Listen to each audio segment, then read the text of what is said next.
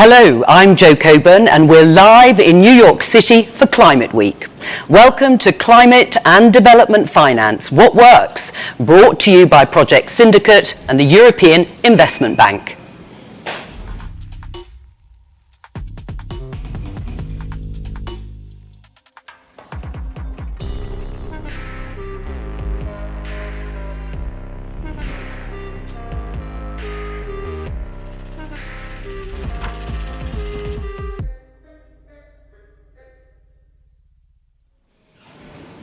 The theme of this year's Climate Week is we can, we will, and who are we at Project Syndicate to dampen the mood? But the reality is the world is dangerously behind when it comes to climate change and progress on the Paris Agreement. What's more, people will also be putting on a brave face when it comes to the Sustainable Development Goals in another part of New York this week at the United Nations General Assembly, where there will be a difficult reality check on their progress. So if we can really turn the tide, what needs to be done? What works and what doesn't? That's what we'll be asking today with the help of some of the most qualified people in the world. First up, Ngozi Okonjo-Iweala, Director General of the World Trade Organization. Lawrence Tubiana, CEO of the European Climate Foundation. Achim Steiner, Administrator of the United Nations Development Programme, and Mark Malloch-Brown, former Deputy United Nations Secretary General and President of the Open Society Foundations. But the most important part of the mix is, of course, you, the audience watching both here in the room and online. You don't need to be in New York to be part of the conversation, so please do get involved using the hashtag #PSEvents. I'm delighted to introduce our first speaker of the day for our keynote address. Please give a warm welcome to Thomas Östros, Vice President of the European Investment Bank.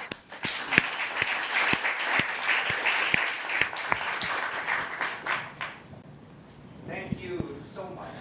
Ladies and gentlemen, a very warm welcome to those of you joining us here today in New York and those of you that are joining us online. I must say that the title of today's event really appeals to me. What works? It reflects the essence of why we are here this week, to find solutions together to the challenge that we face. We don't need to convince each other that climate change is an emergency, nor that it is key for development globally. What we do need to do is to create a new momentum around the business case for global climate action. Economists like Vera Songwe, Nicholas Stern and Amar Bhattacharya estimate that the developing world needs at least $350 billion more in annual low-cost finance to bolster climate resilience and to protect health systems against pandemic events. We will only bridge this gap by turning the need into an investment case. I believe climate action is the great growth accelerator for developing countries in the years to come, and the great source of resilience for the most vulnerable countries if we do things right. Decarbonization is not deindustrialization, rather the opposite. Decarbonization means innovation, technology, growth, development, stability and prosperity for future generations. We need to scale up the models that works today and use more ingenuity to come up with new solutions that can be scaled up quickly. Public finance and multilateral development banks have a central role to play in taking the risks that the private sector is not willing to take, and in going into sectors where the economic profitability is yet unclear, bringing to the market what we call patient capital. The Bridgetown Initiative, championed by Barbados Prime Minister Mia Mottley and the UN Secretary General António Guterres, pushes us to urgently reform the international financial architecture to address the development needs of the global south. International financial institutions, MDBs like the European Investment Bank, must play their part. Our role is to leverage every cent our shareholders give us by crowding in private investments for projects that cut emission, improving countries' resilience, not just to climate change, but also to other crises like pandemics. Let me stress that we have to go well beyond the low-hanging fruits. We must provide robust support for innovative and truly transformative technologies to decarbonize, for example, hard-to-abate industries such as steel and concrete. Here we really need cutting-edge solutions. We can and must confront the challenges ahead head-on and win the fight against climate change, not through the fear that can paralyze us, but through the opportunities that make our hearts beat. I know how much work can be needed to get the climate project off the ground, especially in adaptation, to make it both bankable and to make it achieve its intended impact. Listening carefully to our partners will help to meet the legitimate demand of developing countries for tools that square the circle between the resources available and the lack of technical capacity to put projects into motion, between the massive investment needs and debt sustainability, and between investments and high vulnerability to disasters. To respond to these challenges, at the EIB, we have recently agreed to extend the tenure of our sovereign loans to up to 30 years, with a grace period of up to 10 years. We have increased our global presence to better listen and share our technical expertise, and to bring to life ideas such as debt for nature swaps and debt for climate swaps, and including climate resilient clauses in our investment agreements. In Europe, I think we are waking up, but we are still too slow. We need a very strong coffee. Our collective awakening was rather traumatic on 24th of February 2022 with the Russian aggression in Ukraine. Our reliance on Russian gas was also to the detriment of market incentive for shift towards renewables. It provided a bitter lesson that investing in fossil fuels is just a plain bad idea, also from a financial perspective. In 2019, at the EIB, we already decided to phase out investments in all unabated fossil fuel energy projects, including natural gas. And in 2020, we committed to dedicating at least half of all our funding to climate action and environmental sustainability by 2025, supporting 1 trillion euros of green investment by 2030. We are well on track, not just in terms of the financial volumes, but also in the impact and focus of our projects, technology-driven, supporting the green transition. We want to establish and nurture more eye-level partnerships worldwide, based on innovative climate action, on a strong commitment to adaptation, and on building investment bridges with the world. The case for climate action is stronger than ever. With these words, I wish you a successful morning and thank you for your attention. Thanks. Thank you very much to Thomas Östros, Vice President of the European Investment Bank. Now, to fixing finance, our first session today. Taking action, as you've heard, requires money, but where is it going to come from? There are increasing calls from the very highest levels, including the Secretary General of the United Nations, to fundamentally reform the global financial architecture. But if there is reform, what should it look like? Again, that phrase, what works and what doesn't?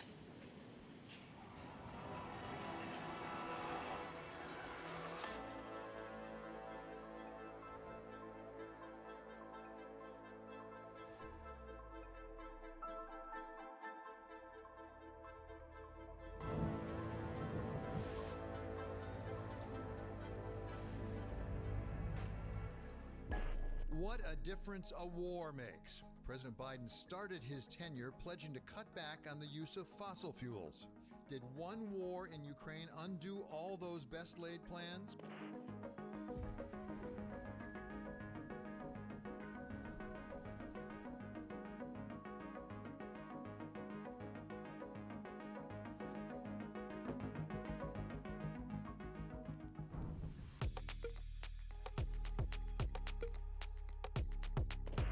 We're not asking for to be treated differently. We want a fair financial system.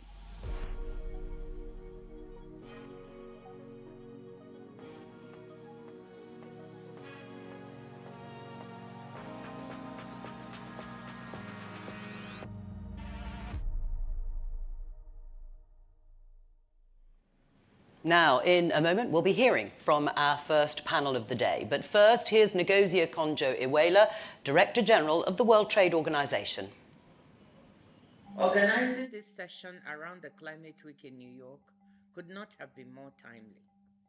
This week, leaders from around the world, the whole UN system, will be meeting at the 78th session of the UN General Assembly with the aim of finding new, concrete and lasting solutions to the climate and development challenges of our time. We have only 7 years left before reaching the SDGs. This summer has been one of the hottest around the world. In the words of the UN Secretary General, the era of global warming has ended. The era of global boiling has arrived. So far, trade has been the big missing piece in the response to the climate crisis. Trade can drive down the cost of new technologies, allow the scaling up of their production, and facilitate dissemination across the world. An open, rules-based multilateral trading system is a necessary foundation for responding to today's global challenges. Trade policy reforms can directly help alleviate the fiscal burden of climate and development finance. Governments currently spend more than $600 billion per year on trade distorting and often environmentally damaging agricultural support. Reforming agricultural trade rules at the WTO would help repurpose some of these resources towards climate mitigation and adaptation. Reform and repurposing is exactly what we did with the recent fisheries subsidies agreement, which will contribute to freeing up around $22 billion in annual public spending on harmful fisheries subsidies. These can be redirected to help improve the sustainability of our fisheries and oceans. The Aid for Trade initiative helps developing countries, in particular least developed countries, to build the trade capacity and infrastructure they need to increase participation in and benefit from international trade. In 2020, 51% of Aid for Trade commitments made had climate-related objectives. This initiative could help mobilize additional funding by better integrating the trade dimension into countries' national adaptation strategies. 2 upcoming global events provide windows of opportunity to move in the right direction. First, the COP28 in Dubai in December. This is the first COP with a dedicated trade day, and it has the potential to deliver significant policy progress at the trade-climate interface. It's not by chance that trade and finance are brought together. We need both to build efficient and resilient global supply chains by way of investments into early warning systems and climate-resilient infrastructure. And second, the WTO ministerial meeting in Abu Dhabi in February 2024. Trade ministers will need to deliver real progress on all the fronts. We must start by ensuring that our new fisheries subsidies agreement enters into force. We must advance an agenda that recognizes the core objective of sustainable development embedded in the WTO's founding documents. The WTO stands ready to join forces with all of you. Let's work together to build this new financial and trade architecture and reinvigorate the trading system to deliver for a greener planet for people. General of the World Trade Organization. Now, it's my absolute pleasure to introduce our first panel. The former president of Colombia, Iván Duque Marquez, Bajolo Kenawendo, Special Advisor and Africa Director for the UN High-Level Climate Champions. Bertrand Badre, former Managing Director of the World Bank and CEO and founder of Blue, Like an Orange, Sustainable Capital. And we should be joined down the line by Nancy Sage, Chief Climate Change Expert at the EIB. Welcome to all of you. Before we get going, just one quick reminder for the audience watching, especially those in New York, for Climate Week. You're going to be part of this too. So let us know what you have to say by hopping on the hashtag #PSEvents. This session is called Fixing Finance. I just want a brief thought from all of you, starting with you, Bertrand, about what isn't working at the moment. Well, I think a lot is not working. Okay. I think we agreed in 2015 to a fantastic and ambitious agenda, and we promoted the idea that it would be a transition. And transition is like a benign word. You say you will have to decrease your CO2 emission by 1 to 2% per annum, and you will have to reallocate your money by 1 or 2% per annum. So it looks okay. I mean, nobody can oppose 1 or 2% move per annum. It's just like crossing the beach from point A to point B, and at the end you say after 30 years, oh, I crossed the beach, it's okay, I didn't even feel it. And here we are 8 years later, not only we have not been able to do this minus 1, 2%, but we realized with COVID that it's a big deal. Now the hurdle is higher, and we understand it's a transformation. And the big issue is that now we have to convince people that it's serious, and it's a transformation of production, consumption, finance, and that's for me the challenge. That's why people are irritated on all sides. The NGOs say you don't do enough, and a lot of people say you already do too much, and you're stuck between these two forces. Events always happen. It's unpredictable. You can never tell. Bertrand said it should have been easy to do, just those few steps, and it wasn't. Do you agree that that's not what's working at the moment, or is there something else? I agree, but I think there's a lot more. The global financial infrastructure is not working in itself. It's unfit for purpose. It hasn't readjusted to the crisis that we're dealing with at the moment, and crisis that we know we will be dealing with in the future. And then the current green financial infrastructure that is growing quite exponentially is also marred with a lot of trust deficit. Over 75% of those pledges and commitments that were made with the Paris Agreement have not been met, and we're not seeing enough financial flows to EMDE markets. Right. I mean, Nancy, why do you think that is, picking up on what Bajola's just said? Well, yes, go ahead, Nancy. so thank you. Just checking you can hear me. We okay? can hear you loud and clear, and we can see you. So I wanted to build on what Bertrand said. Indeed, it seems that we think we've got more time than we have. So I think that one of the things that's actually causing a problem, I mean, there are very many efforts around the world to have better definitions of green and climate finance. And I think this kind of transparency and robustness can only help. But I do think that we have not been paying enough attention to the Paris alignment, to the alignment of all finance with the temperature and the climate resilience goals. And this, I think, somehow through the use of the term net zero by 2040, 2050, 2060, of course it depends on the country and on the sector what target has been set. This idea that that end goal is the thing that matters, when in fact it's the path that we get there that matters. In fact, if we don't get that path right, then the net zero will be too little too late, whatever year you've chosen. And so I do think that that's a thing where we really need more focus, and that's on the alignment of all the finance with the Paris goals, without which we'll be undermining all our efforts in sustainable development. Can I get then from you, President Duque, a more country-specific perspective? When we take a country like Colombia, how much of a problem is a lack of climate financing? So what I would say is that we have not realized that the most important obstacle is fiscal space. When you look at IMF numbers, the relation of GDP to debt is almost 95% on average in the global south, which means that even if you had the money, your fiscal space to mobilize the resources is quite limited. So then you have to think intelligently, and that's where I think the renewable of modern finance instruments have to be considered, which in my humble opinion are three. One, the debt swaps need to happen, not only exchanging what you're doing on climate action, but the resources you're liberating of the future payments of debt have to be devoted to climate investment. The second, you need an agreement with the IMF so that many of the fiscal expenses that are needed in the next decade can be considered with the special purpose vehicles as below the line in the fiscal deficit calculation. And last but not least, and we're working on that with Bogolo in Africa, with the Africa Carbon Markets Initiative, you need high integrity carbon markets in order to get the massive mobilization of resources. And I'll finish by saying this, just Africa.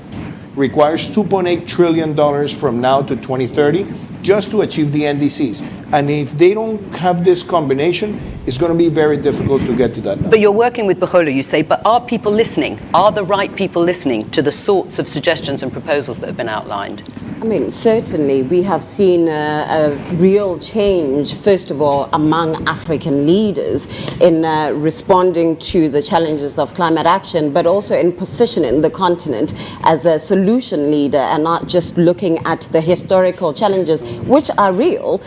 Coming out of the Africa Climate Summit, we saw a more positioning of we have solutions, we need the world to come to the table to help us work out these solutions. And we still go back to the real ambitions. We have this common future, 1.5 degree future. It's a big ambition, but it should be backed up by real ambitious finance, and not just for mitigation purposes, but for adaptation and resilience. Bertrand, are you looking sceptical in terms of ambition versus action? No, well, yes, but my point is the following. In 2015, I coined a word which has become, unfortunately or fortunately, famous. I said we need to move from billions to trillions. So to illustrate the change of scale. The issue is that it's still valid today. We have a little bit more billions, as you've seen on the graph, but we need more trillions. At a moment where precisely there is less, as Ivan just said, less public money available unless we are innovative, and at the moment where private money is distracted. So we need more at a moment where we have less, and we didn't do anything while the interest rates were low and when we had the capacity to do. So that's where we are hitting the wall. Right, well you brought up the issue that we are no longer in a so-called benign economic backdrop. Well, let me just show you, Bertrand, this quote. It's from a US Senator, Sheldon Whitehouse. It's in the current edition of Project Syndicate's premium subscriber magazine, and it's where he says the warning signs of another 2008 scale financial crisis are already flashing red across multiple economic sectors. First of all, do you agree? It's always difficult. I mean, you have always people who say ahead of a crisis that there will be a crisis, and then they look very smart. So I can say that, and I might look smart, and if it's not happening, people will forget that I was stupid today. But my point, yes, the financial system has been to a certain extent patched up. We have increased capital requirements, etc., but we have not changed the heart of the system. So it's still working very much without taking into account the externalities, without taking into account what we are discussing today. So what we've done between 2008 and now is not really a change of the system. It's really a little bit of band-aid on the system. And so we are still fragile, as we've seen earlier this year with SVB or Credit Suisse or others. Right, well, President Duque, isn't that going to make things even more difficult to then achieve the sorts of goals you're setting out if we see slowing growth in China? I can tell you from the experience of Colombia, there are 4 good lessons. I'd say one, we were able to launch the green taxonomy. That was a good way to present the markets all the set of policies that we were working on. The second thing that was very important was to be one of the first Latin American governments issuing green bonds based on the taxonomy and getting greeniums of 7% and a discount that were very interesting. Getting the first global blue bond with Conservation International to be brought to the market. And last but not least was how to work with the local governments, because that's another issue that we have never talked.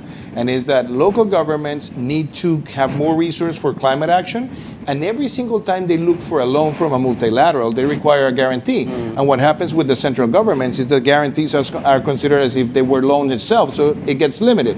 I think one of the most creative things that can be undertaken is to have a global guarantee fund for subnationals for climate action investment. Nancy, do you agree with that? Well, I certainly think that cities are absolutely key. Whatever country you're looking at, you have in developing countries an ever-increasing urban population, and the majority of greenhouse gas emissions are coming from cities. Obviously, there are issues around climate-resilient agriculture and emissions from agriculture, but the emissions from cities and the solutions that we have for cities are absolutely huge, and we really have no time to waste there. So indeed, I think there's lots of things that are needed. One is obviously to provide the them with a better way of accessing money, and one idea has just been laid out. But another thing is to actually help cities with their plans, with their climate plans. And for example, at the EIB, we work together with the World Bank on something called the GAP Fund, and it was set up because there is a gap. And you need to fill it, which is to help cities make plans, and that covers decarbonisation, but also adaptation and resilience plans, so that you can have a range of investable projects that investors can then perhaps invest in, or which can be financed using a guarantee, perhaps, as was just mentioned. Right. Do you think the EIB is being bold enough, Bertrand? No. No. Why not? No, I think that it's not just the EIB. I think the whole multilateral system is central and, to be honest, not up to the expectations. And we all know, I mean, there have been dozens of reports written about this, because it's pretty slow. It's still pretty constrained politically. It's still, I mean, there are a lot of issues which make it a very difficult animal to move. And I think we need not only to grow the scale of the efforts, but for me, the culture of this organization, they need to embrace working with the private sector, not to do just pay lip service, etc. So I think it's a broad revolution that we need in the system. We have the tools, but we need to radically transform the way public and private sector interact. Because this climate issue is not a private problem, it's not a public problem, it's a joint problem. And if we're incapable of truly joining forces and trusting each other, we not go anywhere. We're going to come on to the detail of some of what you said in just a moment, but I want to ask you, Bukola, whether a development at the G20 recently has moved the dial in terms of engagement with the African Union. Let me just show you footage from the G20 in India. The African Union were invited in as permanent G20 members on a par with the European Union. You can see Narendra Modi there. Do you think that this is a significant shift? Is it actually going to be significant in terms of strengthening both the G20 and the African Union?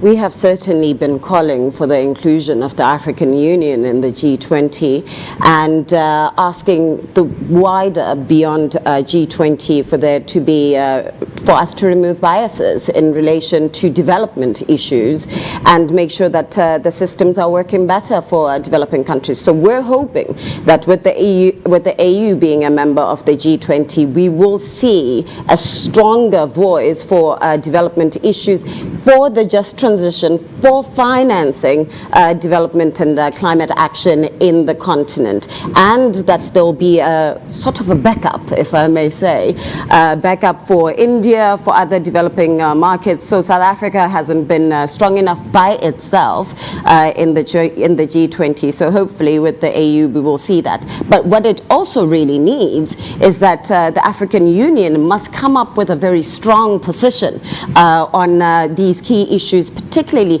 around unlocking climate finance and driving it beyond the 11% that we've seen going to Africa in the last decade, which has been only, I think, $30 billion of a total of over $980 billion flow of climate finance. That's very insignificant, looking at the contribution of Africa to the greater climate action narrative. What would you suggest should be their first sort of case, their argument put forward now they are part of the G20? Well, first, let's work on SDR rechanneling. That is right at the top of it. We've been positioning the AFDB, AFC, AfrExim as very credible and strong African institutions that should be used for SDR rechanneling. And secondly, that we need to see the implementation and operationalization of the Loss and Damage Fund, and that we need to see a lot more concerted efforts towards energy access in the continent. There are so many others. One, nature, we tend to forget about. And I think that is a conversation that the AU should bring, given that we still have over 75% of our biodiversity still intact and offering that towards the climate solution. President Duque, we're going to hear all sorts of suggestions across the city this week because it's Climate Week and also the United Nations General Assembly. today, and there'll be more, no doubt, innovative ideas to improve the flow of money. You've made some suggestions that have been carried out in Colombia, but what is stopping them? What is the obstacle to stopping so many projects becoming a reality? Well, I think that we have, and I think in fact it's needed, we have concentrated too much on carbon neutrality as an objective, obviously, but I think we also have to put the context of nature positive in the conversation. And the reason why I mention this is when you look at the African continent and you look at the first equations of the amount of greenhouse gases, you will say Africa only represents 4% of emissions. What happens that when you add the negative use of land, you get to 10%, which is almost the level of emissions that Europe has. And Africa requires to spend 2.8 trillion in the next 8 years. So how would you accelerate that? And I think the discussion of high integrity carbon markets is crucial just because there's one simple thing. Every time we go to COPs, we see a lot of pledges on the same money that was pledged last year and the year before and the year before. Yeah. And the only way to massively mobilize capital today is to walk through this instrument. Now the question is, what is missing?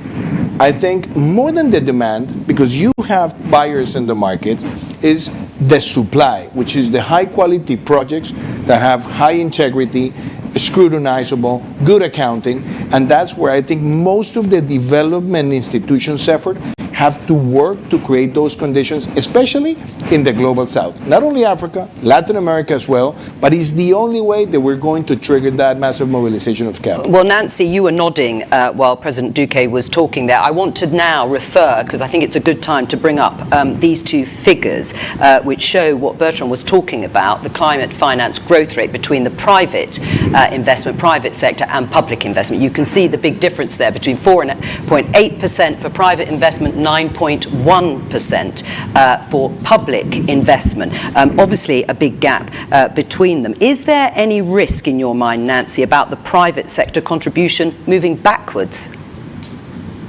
Well, I suppose there is, but I think the other thing we have to be careful about when we look at such a graph is that that's a global figure. So already we can see we want more private investment, but if you look underneath that global figure, you will find that nearly all of that private investment is actually going to climate action in developed countries. Much less of it is going to low and middle income countries, and in that situation, very little indeed to least developed countries. The other thing that you need to dig into a bit is what's the mitigation and adaptation split? And again, although of course we do want to mobilize more private finance for adaptation, and in fact there are some very interesting innovative funds. We've funded a few of them. One is Craft, for example. But you do need to look at the fact that quite a lot of adaptation needs to be financed in a different way. So I would say there may be some concerns, and of course the green taxonomy from Colombia was mentioned. Taxonomies and robust reporting, including on greenhouse gas, is a good way of making sure that investors are confident.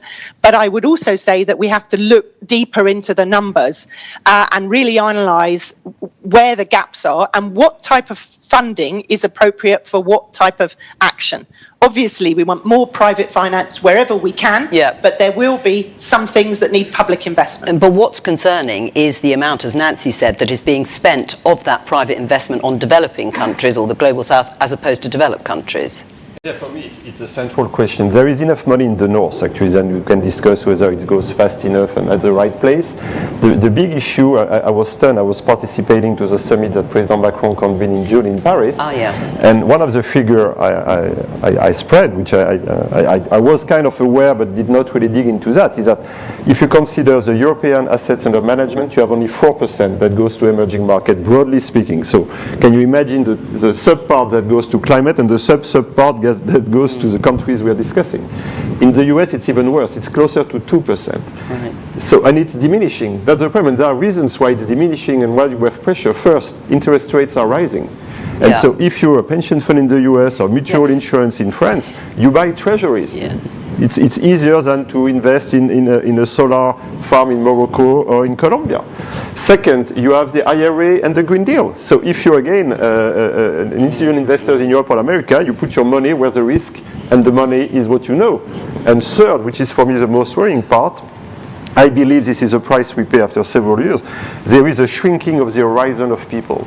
The reality, I've heard that because I'm raising money, there is a reality that people say there is enough problem at home, why would my money help Africans or Latin Americans? Right. I've heard people who tell me my clients don't want their money to be used away from home. Right, well which is a big issue. Well, actually. that is quite candid, I would say. Bruno, what would you say in response? How would you convince people to do the opposite? You know, it's very interesting because I've heard this argument before of why should we even think about developing markets, and yet we are saying to developing markets that have not been a part of this problem, that haven't contributed to raise ambition and be part of the solution.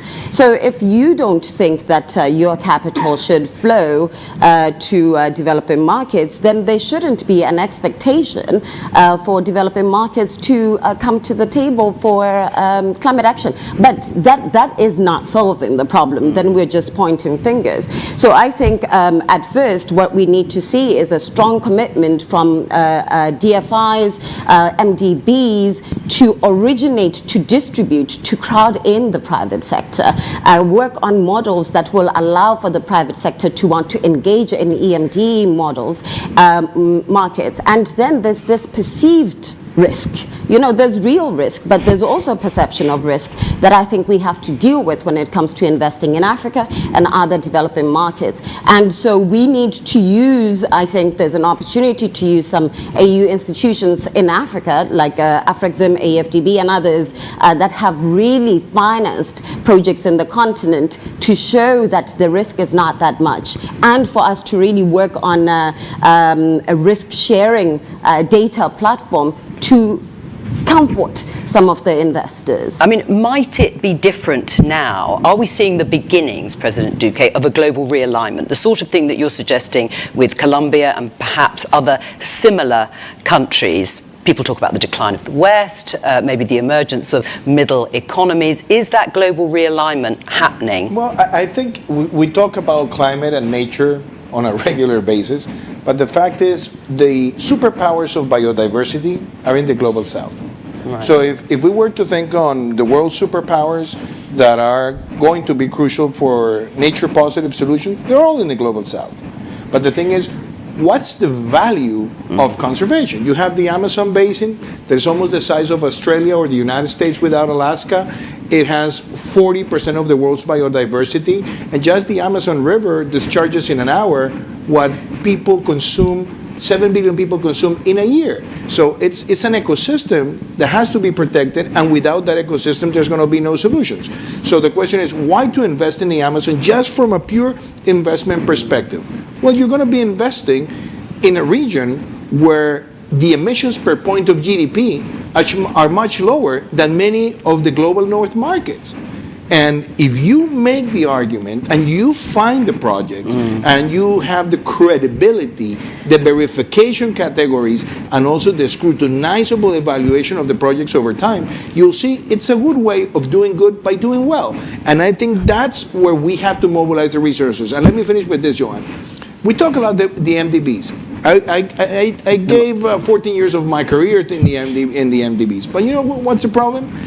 The replenishments of capital are taking too long, and the banks are getting shorter and shorter on their capital response to the needs of the countries, and that's why the countries are more reliable today on global markets than just waiting for the development finance to occur. Well, we're going to take questions from journalists in a few minutes' time, but before we do, I just want to play you this clip, and Bertrand, get you to respond since you mentioned the Global Financing Pact, the summit that took place. Let's hear from the German Chancellor, Olaf Scholz. There is a debate about the international financial architecture, and my view is that really we have to do something to work on the questions of reforms of the World Bank and the multilateral development banks. We need a change to have more money that could be used with just changing the way how these banks are managed and the framework for their activities. And if we do this very fast, this will have a very concrete outcome for many people. That was Olaf Scholz. What was going on behind the scenes in Paris, Bertrand? Can you give us an insight into the sorts of conversations that were going on? No, but I think Paris, there are many merits to this conference, but the main merit is to have put the questions on the table. And so, I mean, again, we don't have all the answers, but we understand that there is a gap that we've described between the so-called global south and the north, that we have this financial gap, that we have an issue between public and private money. All of this is well identified, and we also have the issue of the reform of the multilaterals, which has been moving a little bit forward at the G20. The big issue, I mean, there are many big issues with the multilaterals. On the one hand, to move, as I said, from the billions to the trillions, to increase the firepower of these institutions, because there is a big leverage. But the second issue is the one that Chancellor Scholz mentioned. You also have a cultural issues within these institutions. How do you move, once you get to the trillions, how do you move to the millions that are needed? How do you spread the things? How do you deliver? How do you convey the money? And that's where we are not there yet. Well, Nancy, perhaps you'd like to respond. Well, certainly, of course, there's lots of calls for the MDBs to look into how they're structured and for their shareholders to do that. And of course, EIB, like the other MDBs, is looking at that extremely seriously. And we had a lot of details in the G20 Leaders Summit. But I would like to say that, as well as that, there's a lot more that the MDBs can do together. And we are trying to step up, particularly better cooperation on how we support countries and other clients in their long-term strategies, not just the NDCs, but sort of longer-term strategies, cooperating not just better amongst ourselves, but also with other entities. And we're also looking at how we can actually bring together our joint efforts to have donor funds, which would also help with developing these plans. And that would be obviously for all different kinds of countries, but also cities and perhaps national authorities. Another thing that we are trying to do a lot more on is just transition. And another thing which I might mention is we've just published in June methodology for Paris alignment of new operations. So although of course the restructuring discussion is very important, and we can always do better. In fact, all of us need to do better because there's a long way to go in a short space of time. But just to say, the MDBs are working on quite a lot of things together very closely, the climate teams and the biodiversity teams, to try and deliver more for clients and actually get things accelerated. Well, I suppose the overarching question is how people here and around the world hold yours and other institutions' feet to the fire, but perhaps that's for another day. President Duque, I'm aware you need to go. Perhaps a warm round of applause because he is leaving.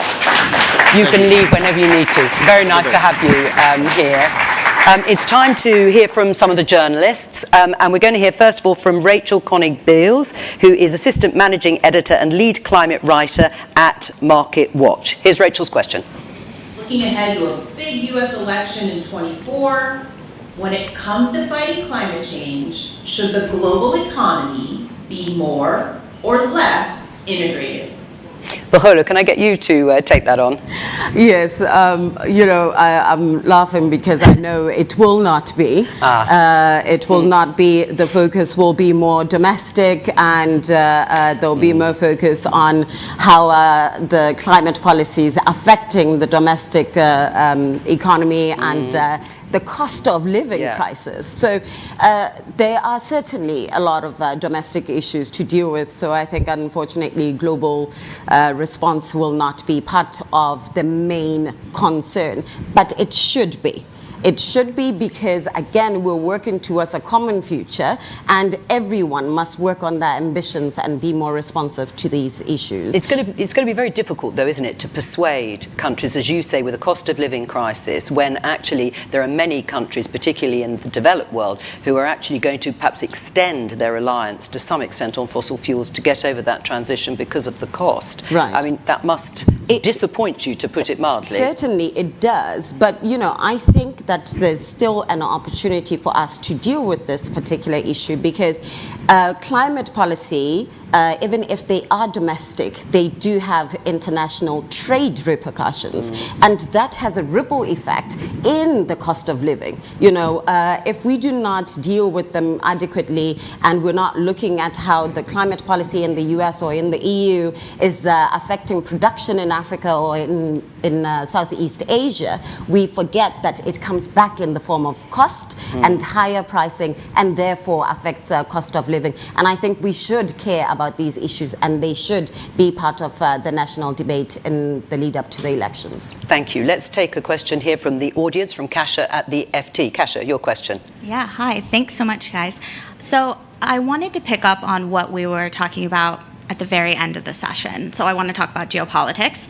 And we're seeing, to a large extent, these kind of parallel tracks that are coming up. I think that was really obvious at both the G20 and the BRICS summit that we had earlier this year, these parallel tracks in terms of financing. And I'm wondering, to what extent do you think these parallel tracks are potentially beneficial for financing, tackling climate change or climate disasters?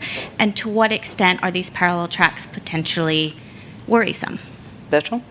Well, I think they are more worrisome than reassuring, and that's a big issue. I remember in 2015, like many, I was relieved when President Barack Obama and President Xi Jinping shook hands, and we say, yes, we're going to make it, because these two big guys are moving together. And I think we misread this moment. It was not the beginning of a new era, it was the end of history. And now we moved into everything that happened since, the wars, the parallel tracks, etc.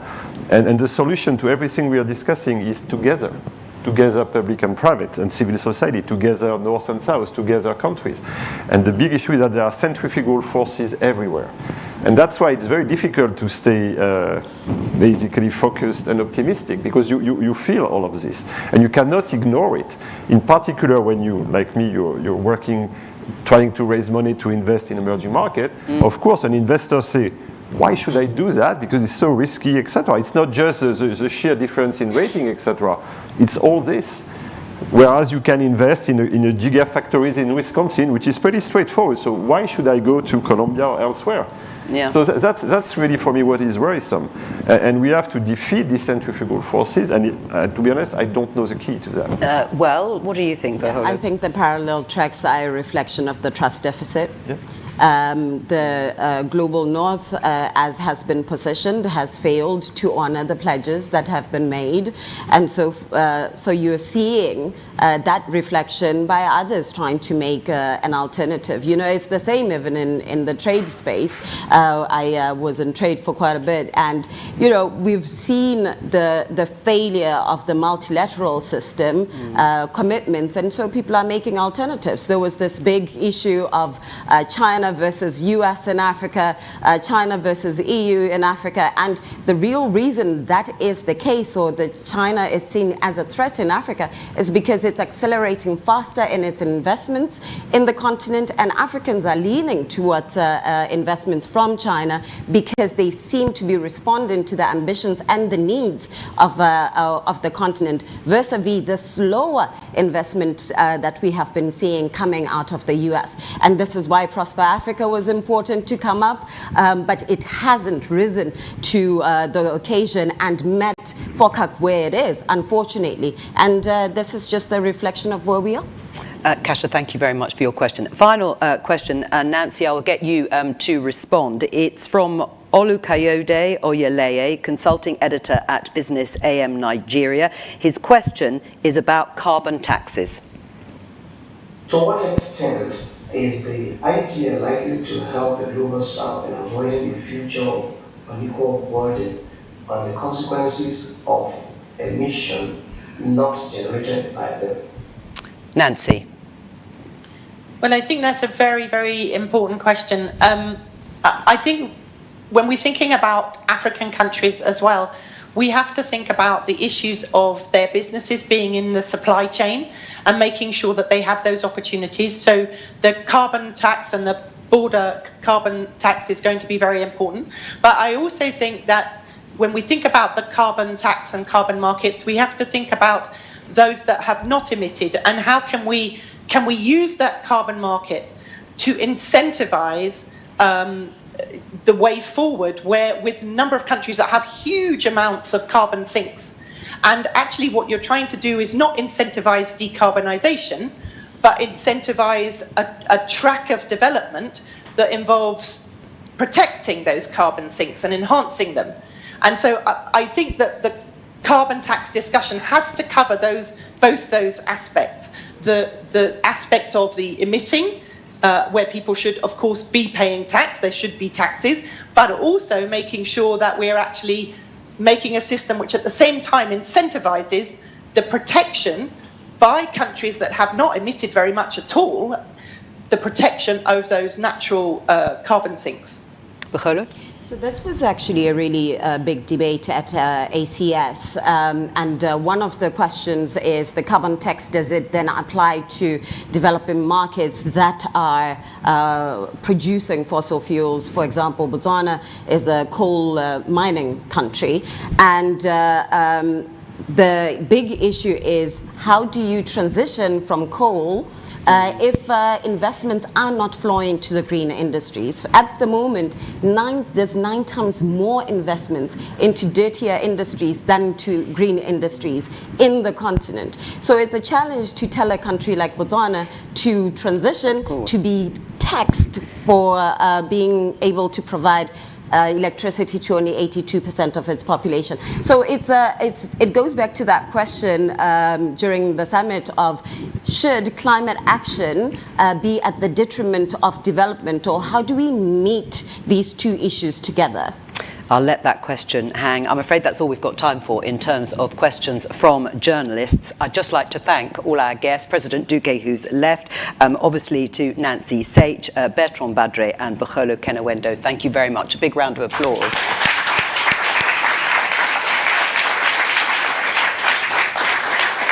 To wrap up this session, we have Laurence Toubiana, CEO of the European Climate Foundation. Please give her a very warm welcome.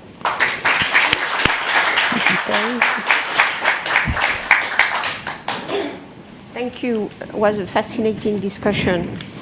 And in a way, I can absolutely share the mistrust you described and the anxieties that Bertrand described as well.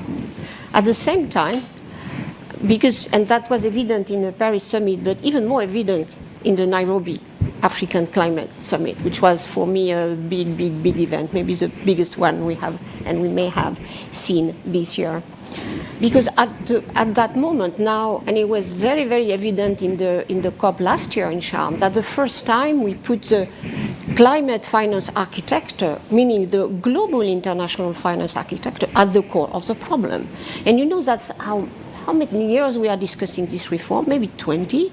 So at least now it's really a need to do that, even if, again, we are late in providing the 100 billion we promised in 2009, 10 exactly, and we need 2.4 trillion for developing countries between 2023 and 2030. So, and where we are is just an abysmal of difference, because we have 51 billion climate finance to low-income countries and middle-income countries altogether. So we are not there. So we have to do in quantity and in quality of climate finance. But at the same time, for the first moment, there is a consensus from Ngozi or António Guterres and head of states that says the system doesn't work, which is really, tell me, I'm now 30 years working in climate, and I think that's the first time I hear that. I think we can really recognize that the V20 Accra Marrakesh agenda and the Bridgetown initiative has really, and this is the capital adequacy framework report, all outlines the priority areas to ensure a more fit for climate system, finance architecture.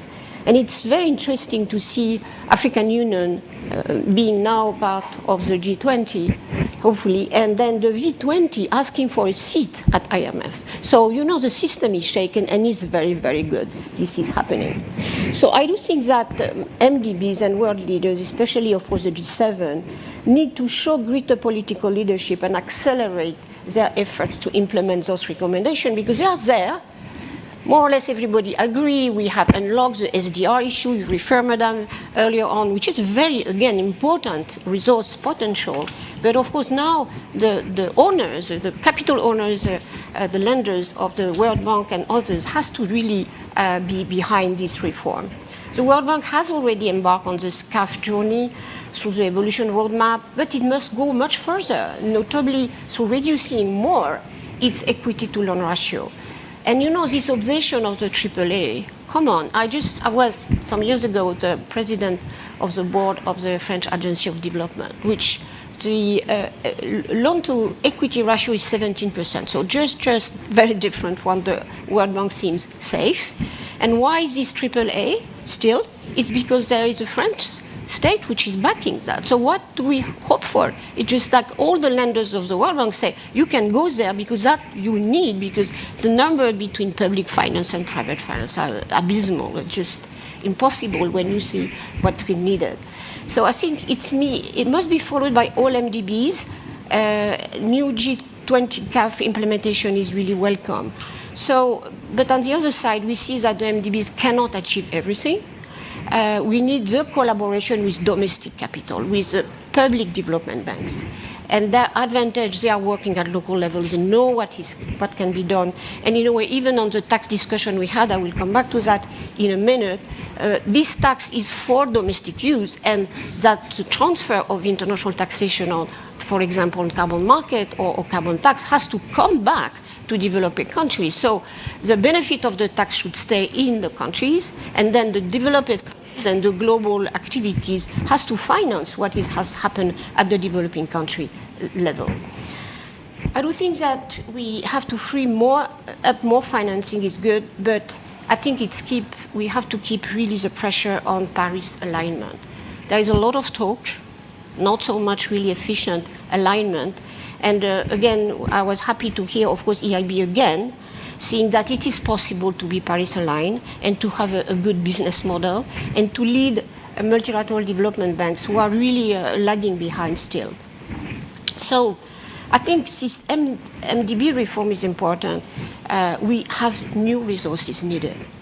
The rechanneling of SDRs to MDBs and eventually the public development banks is essential. We need that. And we have to make the African Development Bank proposal work. I do think that international taxation for climate action is necessary because the fiscal space of even the G7 countries will not make it. So and each of the options we have been discussing, and certainly at the African Climate Summit and hopefully beyond that, we see that we can ensure more equity in our financial system. Every country would pay, as President Ruto called, but developing countries would benefit twice from their domestic resource mobilization and the contribution from developed countries. So that's very important that there is some transfer.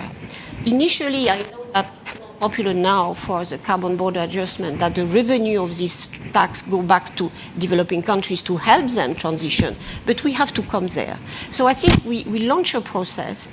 I think it's very good that, again, I was struck by discussion at the African Summit, Africa wanting to be on the supply chain ladder of the green industry.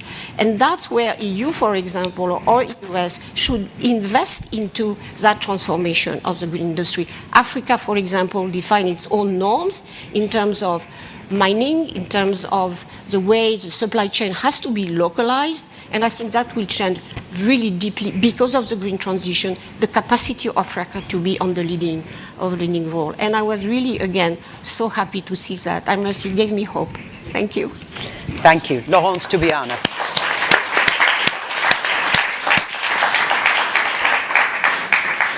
We're going to have a short break of about 30 minutes. Can I ask that you are all back here at about 11:25, but please do go outside. Thank you again to our guests. No, yes, you can stay. You could. Oh, 10. Yes, not 11. My clock's probably still on old time. Thank you for the correction.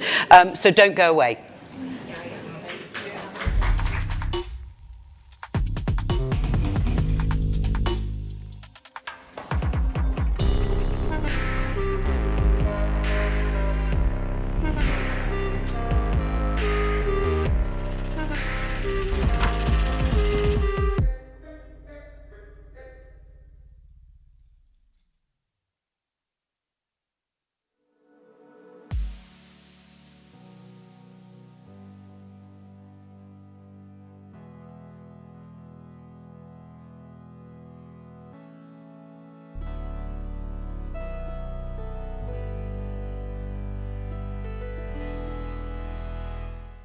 They used to be once-in-a-century events, but as climate change worsens, we're seeing them every year. Stronger storms, floods, wildfires, and endless droughts. These events can cause lasting harm. Homes damaged in floods may take years to rebuild. Farmers who lose crop after crop have to find another way of life. Their communities have to find another source of food.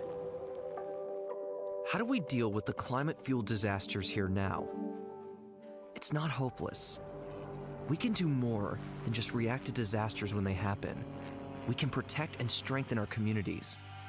So what are the solutions? Look around. Nature has been perfecting many of them for millions of years. The roots of healthy forests act as underground shields against landslides, storing water that would erode slopes and threaten lives. Just 1 acre of wetlands can hold 1 million gallons of water, acting like a giant sponge to prevent floods. And on coasts, a healthy coral reef can absorb 97% of a wave's force before it hits shore, making us safer when storms hit. Climate change doesn't affect us all the same way, though. Many of the people hit hardest have the fewest resources to adapt. That's why we have to work together to develop solutions that make our communities more resilient. Whether that's helping farmers prepare for more unpredictable seasons, or protecting coral reefs so they continue to guard our coasts. And when we partner with nature, our lives improve in even more ways. Restoring habitat returns important nutrients to our soils, creates nurseries for fish to grow, and cleans our air and water. And nature isn't just helping us adapt to climate change now, it also keeps carbon out of the atmosphere, helping limit future warming. That's crucial, because when it comes to protecting our communities from climate change, every degree counts, and so does every action, for today and for tomorrow.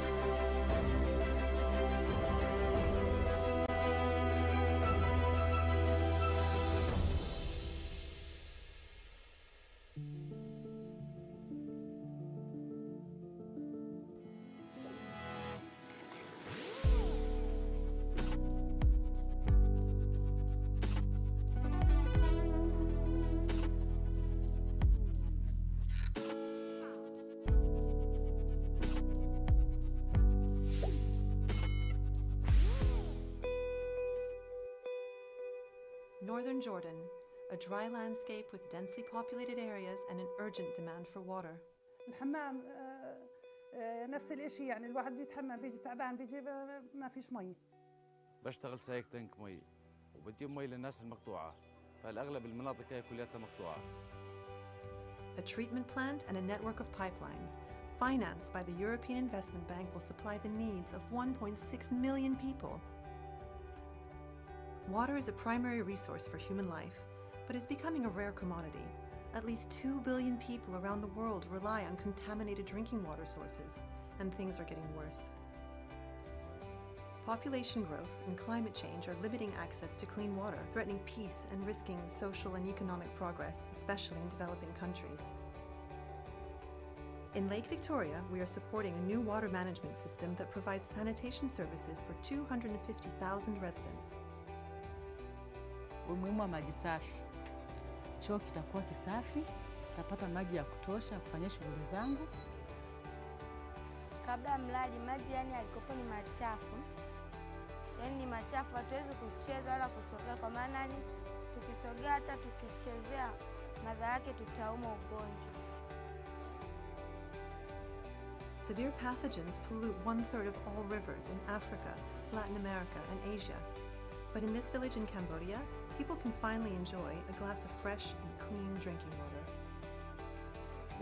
Cái lon máu tật băng tật ấy về mình mê ruột. With 79 billion euros, the European Investment Bank supports projects that help people access safe water, prevent diseases, protect communities from droughts and floods, and preserve the environment. Because water is essential, we work to make it accessible to everybody.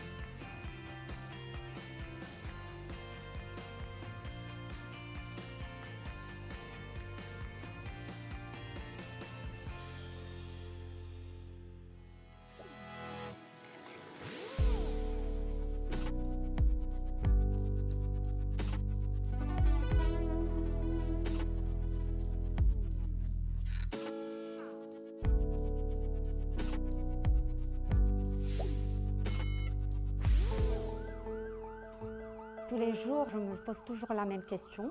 Est-ce que j'ai été utile? Est-ce que j'ai été efficace? Et je ressens un épanouissement quand je réalise que j'ai pu rendre service, que j'ai pu sauver des vies. Najat Hafedi, je suis médecin spécialiste en anesthésie-réanimation depuis une vingtaine d'années et affectée au CHP Moulay Abdallah de Salé depuis une dizaine d'années. Dr Romari Abdelmonaim, je suis médecin biologiste. J'ai rejoint l'ancien hôpital Moulay Abdallah de Salé en 2014 et bien sûr on a assisté au déménagement en 2017 vers cette nouvelle structure de l'hôpital. L'hôpital Prince Moulay Abdallah est construit dans le cadre du partenariat avec l'Union européenne par le biais de financement de la BEI. Cet hôpital contient 250 lits, il contient un plateau technique moderne.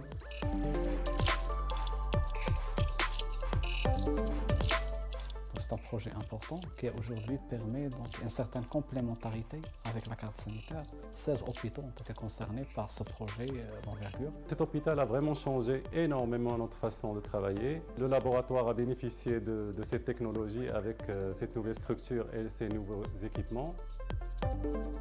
On a une grande activité au niveau de la maternité. Au niveau des urgences, on reçoit beaucoup les polytraumatisés, les accidents de la voie publique. On reçoit des malades chroniques aussi. On voit un peu de tout.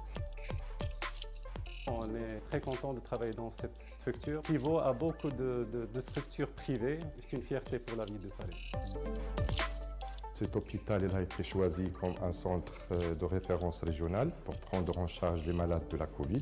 Presque 50 000. Ils ont bien traité dans les meilleures conditions. On a au niveau des services l'arrivée des fluides un peu partout, ce qui nous permet de mettre un maximum de malades sous oxygène.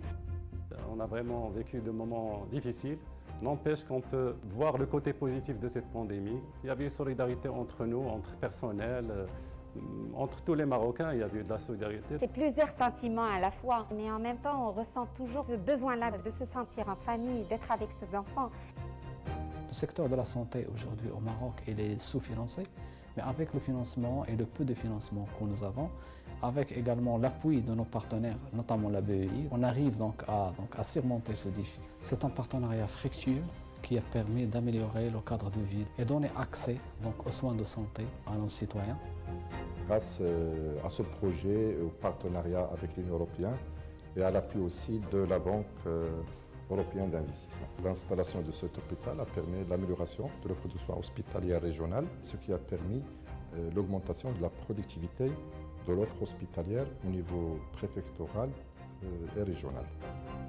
Je tiens à remercier énormément ces deux organismes d'avoir collaboré, investi dans ce projet et on est fiers d'avoir ces structures qui vont nous permettre de rendre service à cette population dans les meilleures conditions.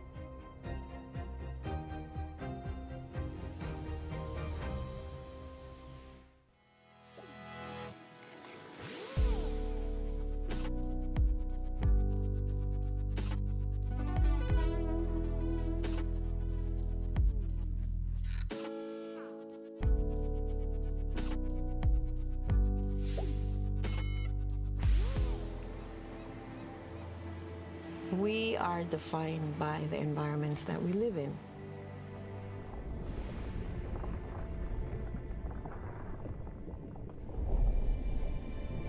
It's our life. The ocean is our life. Miren hacia el mar y se miren las personas, porque si no hay recursos, no hay vida.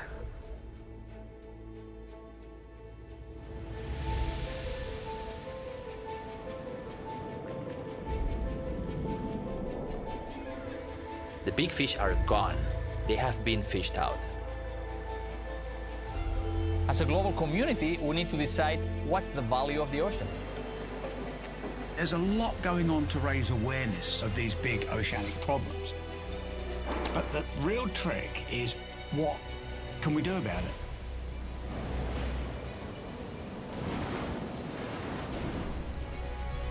Conservation needs to be based on a sound understanding of how these ecosystems work, whether it's traditional knowledge or contemporary science. These remote camera systems give us a complete picture of the life in the waters.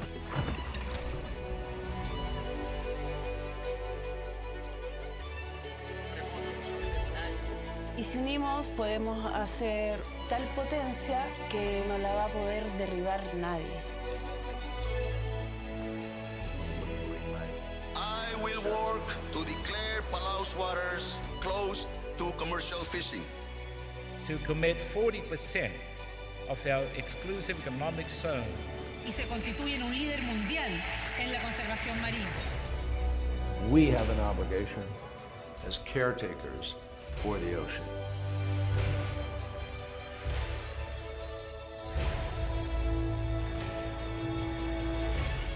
En los últimos años hemos avanzado como nunca en conservación marina. Falta muchísimo por proteger y tenemos que redoblar sus esfuerzos.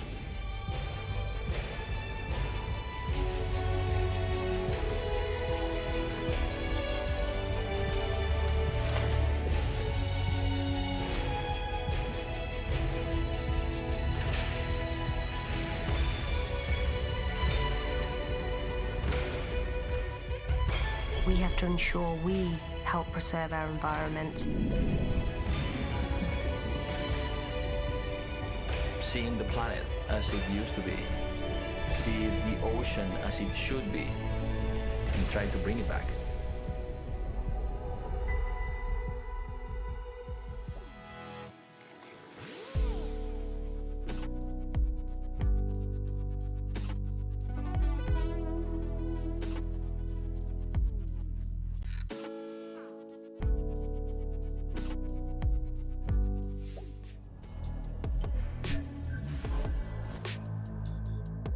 This Project Syndicate conference today with some great speakers. We're coming together to discuss a topic no less important than the future of life on Earth. We've just entered what is the decisive decade.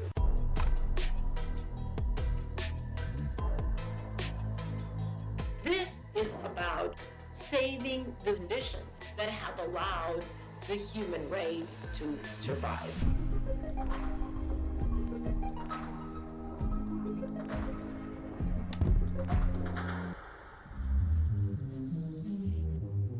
The world's green recovery from the pandemic is the centre of a virtual conference which will feature speakers from across the world. Leaders need to listen. The choice is radical change today or disaster tomorrow. So the question is, are we ready to change?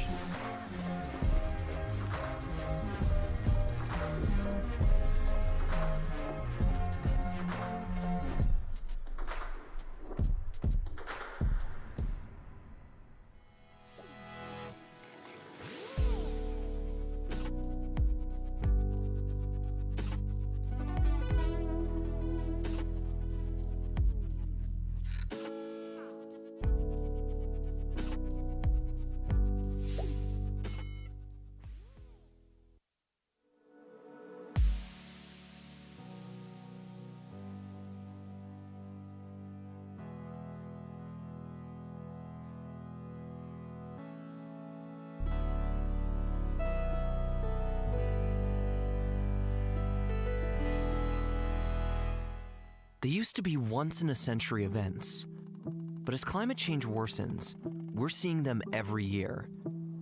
Stronger storms, floods, wildfires, and endless droughts. These events can cause lasting harm. Homes damaged in floods may take years to rebuild. Farmers who lose crop after crop have to find another way of life.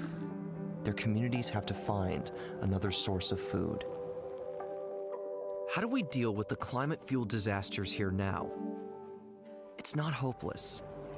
We can do more than just react to disasters when they happen. We can protect and strengthen our communities. So what are the solutions? Look around. Nature has been perfecting many of them for millions of years. The roots of healthy forests act as underground shields against landslides, storing water that would erode slopes and threaten lives. Just 1 acre of wetlands can hold 1 million gallons of water, acting like a giant sponge to prevent floods. And on coasts, a healthy coral reef can absorb 97% of a wave's force before it hits shore, making us safer when storms hit. Climate change doesn't affect us all the same way, though. Many of the people hit hardest have the fewest resources to adapt. That's why we have to work together to develop solutions that make our communities more resilient. Whether that's helping farmers prepare for more unpredictable seasons, or protecting coral reefs so they continue to guard our coasts. And when we partner with nature, our lives improve in even more ways. Restoring habitat returns important nutrients to our soils, creates nurseries for fish to grow, and cleans our air and water. And nature isn't just helping us adapt to climate change now, it also keeps carbon out of the atmosphere, helping limit future warming. That's crucial, because when it comes to protecting our communities from climate change, every degree counts, and so does every action, for today and for tomorrow.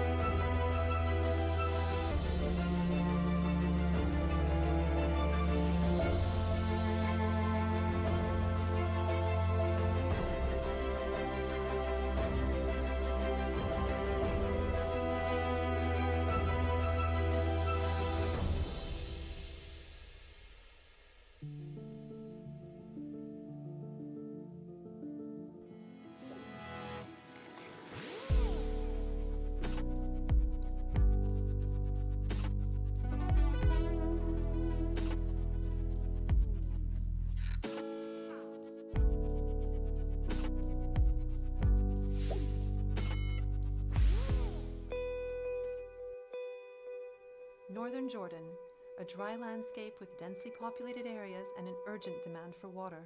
الحمام نفس الشيء يعني الواحد بيتحمم بيجي تعبان بيجي ما فيش مي. بشتغل سايق تنك مي وبدي مي للناس المقطوعة فالأغلب المناطق هي كلها مقطوعة. A treatment plant and a network of pipelines financed by the European Investment Bank will supply the needs of 1.6 million people.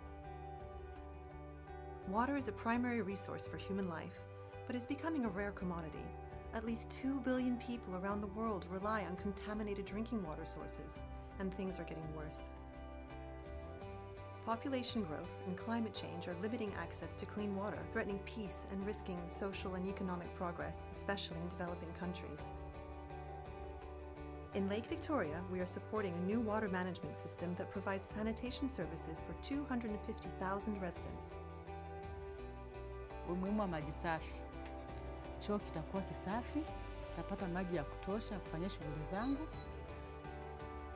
Kabla mradi maji yani alikopo ni machafu. Yani ni machafu, hatuwezi kucheza wala kusogea kwa maana ni tukisogea hata tukichezea madhara yake tutauma ugonjwa. Severe pathogens pollute 1/3 of all rivers in Africa, Latin America, and Asia. But in this village in Cambodia, people can finally enjoy a glass of fresh and clean drinking water. Cái lon máu phải tật băng tật ấy về mình mê ruột. With 79 billion euros, the European Investment Bank supports projects that help people access safe water, prevent diseases, protect communities from droughts and floods, and preserve the environment. Because water is essential, we work to make it accessible to everybody.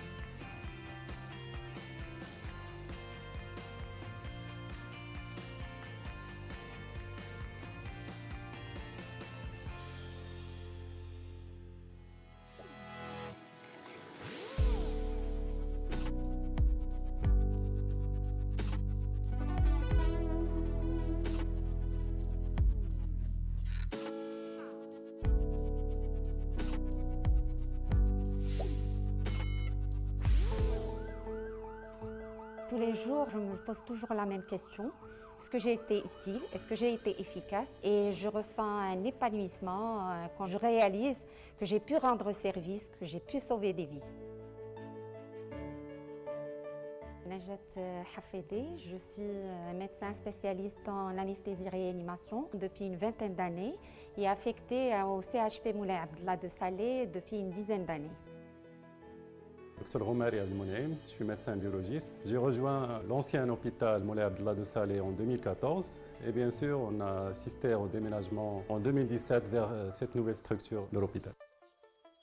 L'hôpital Prince Moulay Abdallah est construit dans le cadre du partenariat avec l'Union européenne par le biais de financement de la BEI. Cet hôpital contient 250 lits, il contient un plateau technique moderne.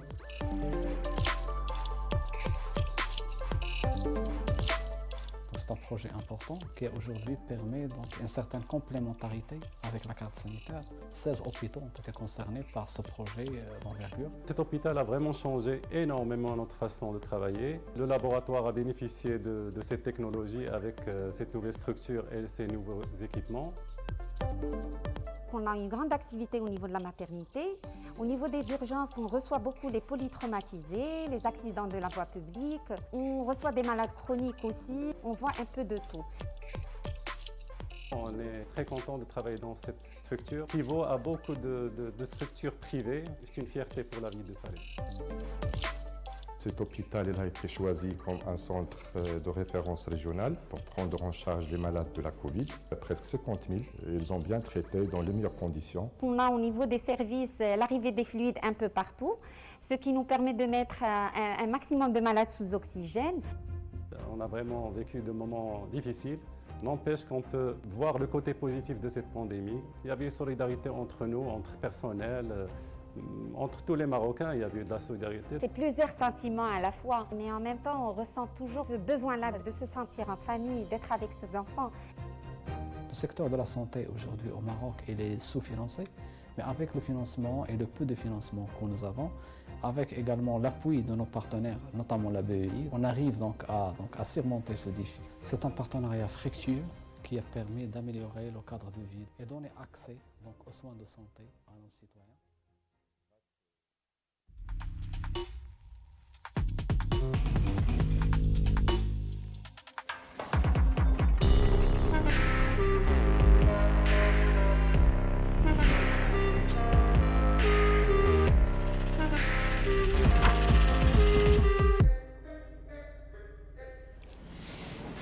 Hello, welcome back to Climate and Development Finance. What works? Brought to you by Project Syndicate and the European Investment Bank. I'm Jo Coburn.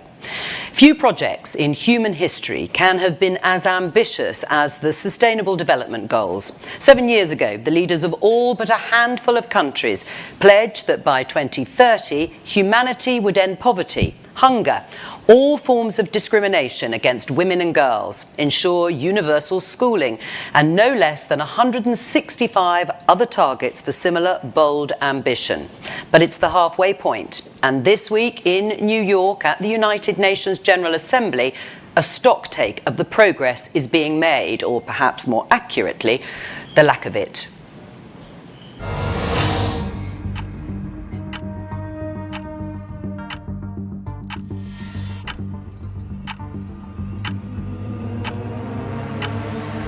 At the current rate, it will take 286 years.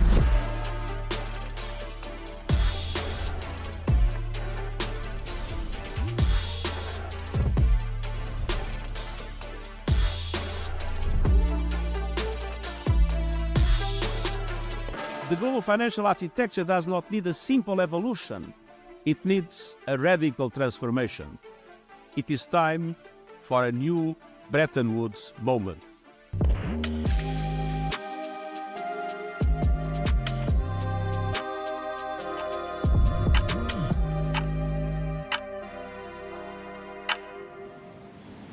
Well, don't despair quite yet. Over the next 50 minutes, we'll be hearing why there is still hope and exploring the practical steps that might still get us there. Crucially, we'll be looking at the money, how best to spend the billions available in development funding. Again, what works and what doesn't.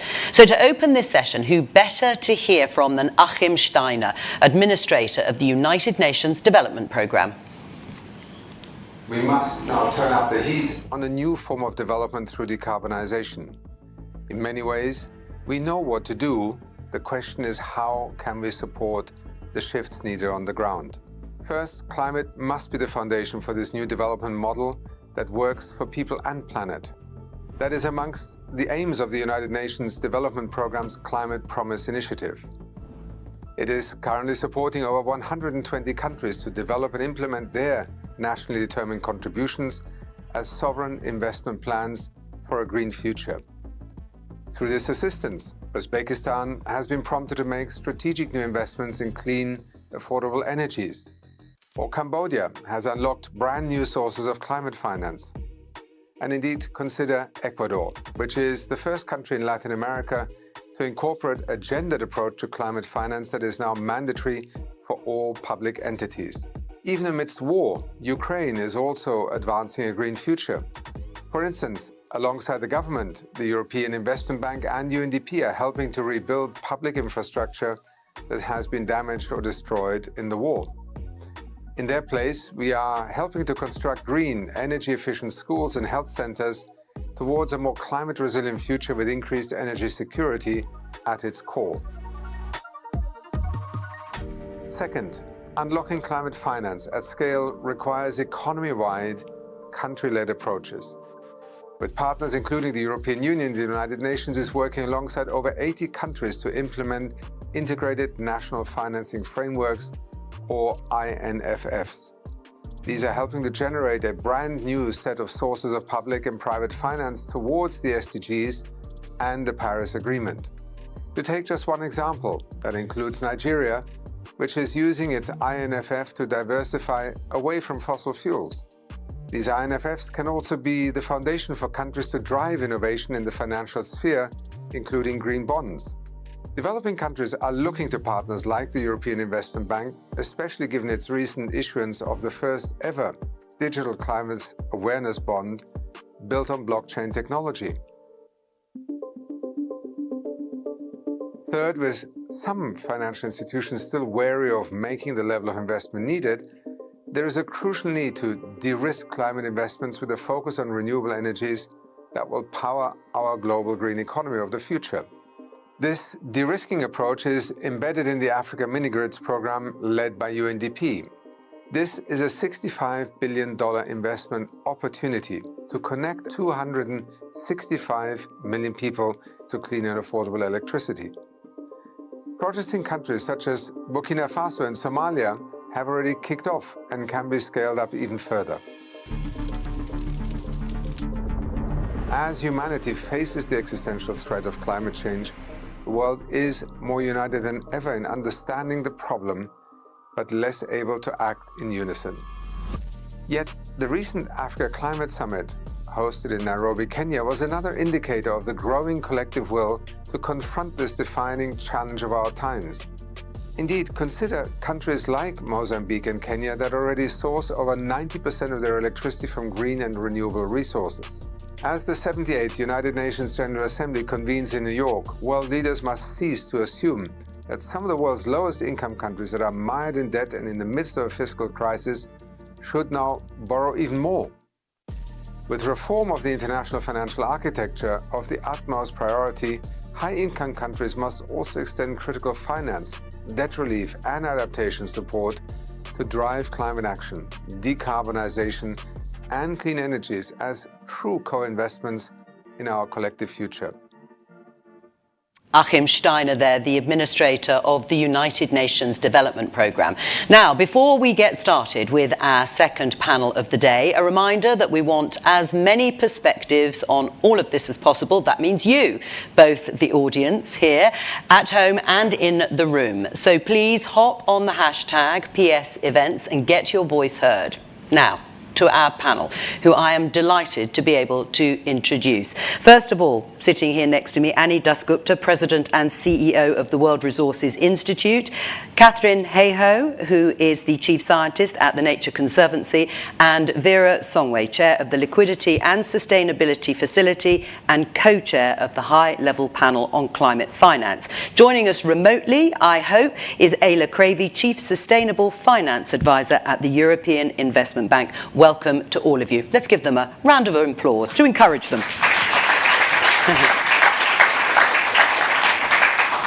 Can I start by asking for a brief response to a general question, which is the sort of common criticism of the Sustainable Development Goals? Were they, Annie, just too ambitious? Was it always going to be impossible? With the too ambitious, or you could say with the ambitious not ambitious enough. It's a political commitment to get to the world to a place that actually we can thrive, our children can thrive, nature can thrive. And I don't think the question is whether it's ambitious enough.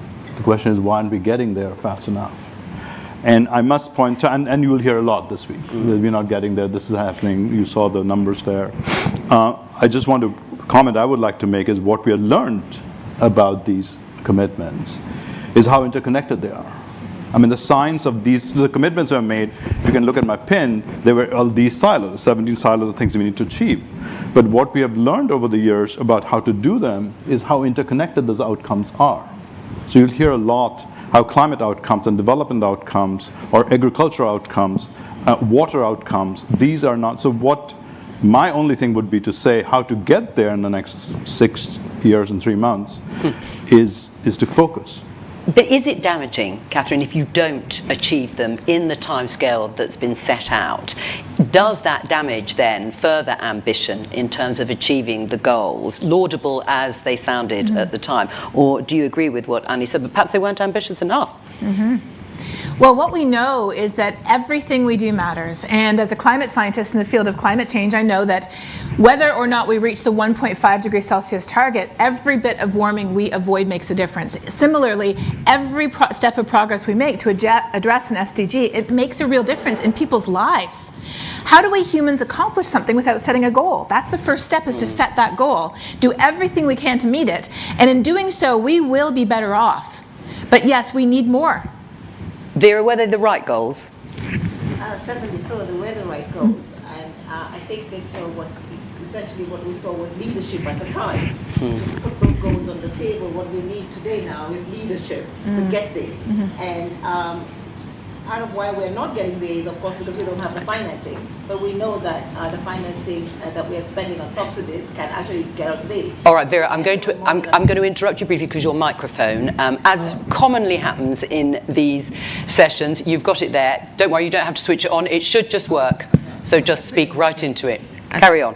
I was saying, I think the goals were more than ambitious and the right goals, by the way, because remember that at the time when the goals were set, we had seen countries deliver on the SDGs in a 15-year period. China, for example, 300 million people out of poverty, cleaning the environment. So we knew we could do it if you pulled together these things. But what we needed was leadership.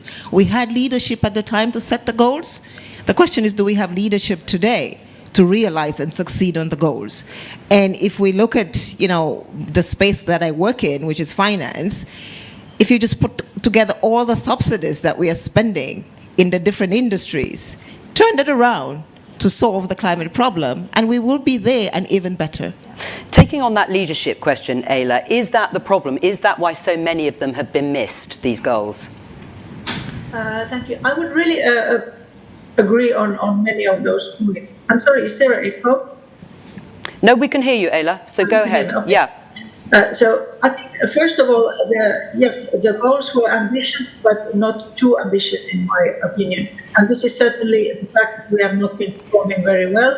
It's no excuse not to continue trying to achieve them. But first of all, I think we should stop financing and encouraging through subsidies or visible investments in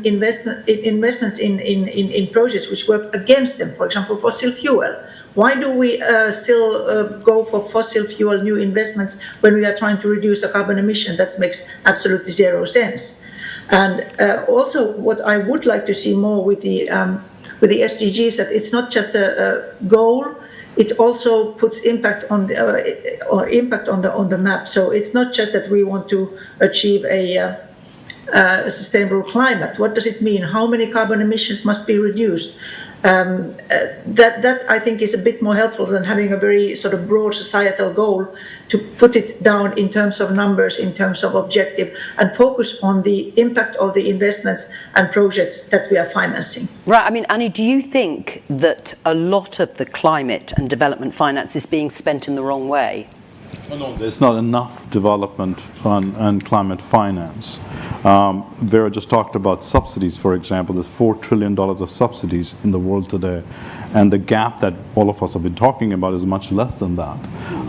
So it is. I don't think it's been spent the wrong way. I do think that what we have learned is that rather than go for goals, is to focus on the root cause and the systems that need to be changed. For example, take agriculture, for example. There's 1 billion people in the world that are has malnutrition right now, and 1/3 of food is wasted. And it actually uses more water and pollutes water systems to use agriculture. If you just take that system, that has 50% of the world's employment, you change that system together, that's where the leadership is needed, how to do it. Not leadership on goals, but how do we actually get it and take a systems approach to it and focus. What I feel what's not happening is we are doing 1,000 things everywhere. With the limited money we have, if we focus on changing things, then we will meet multiple goals at the same time.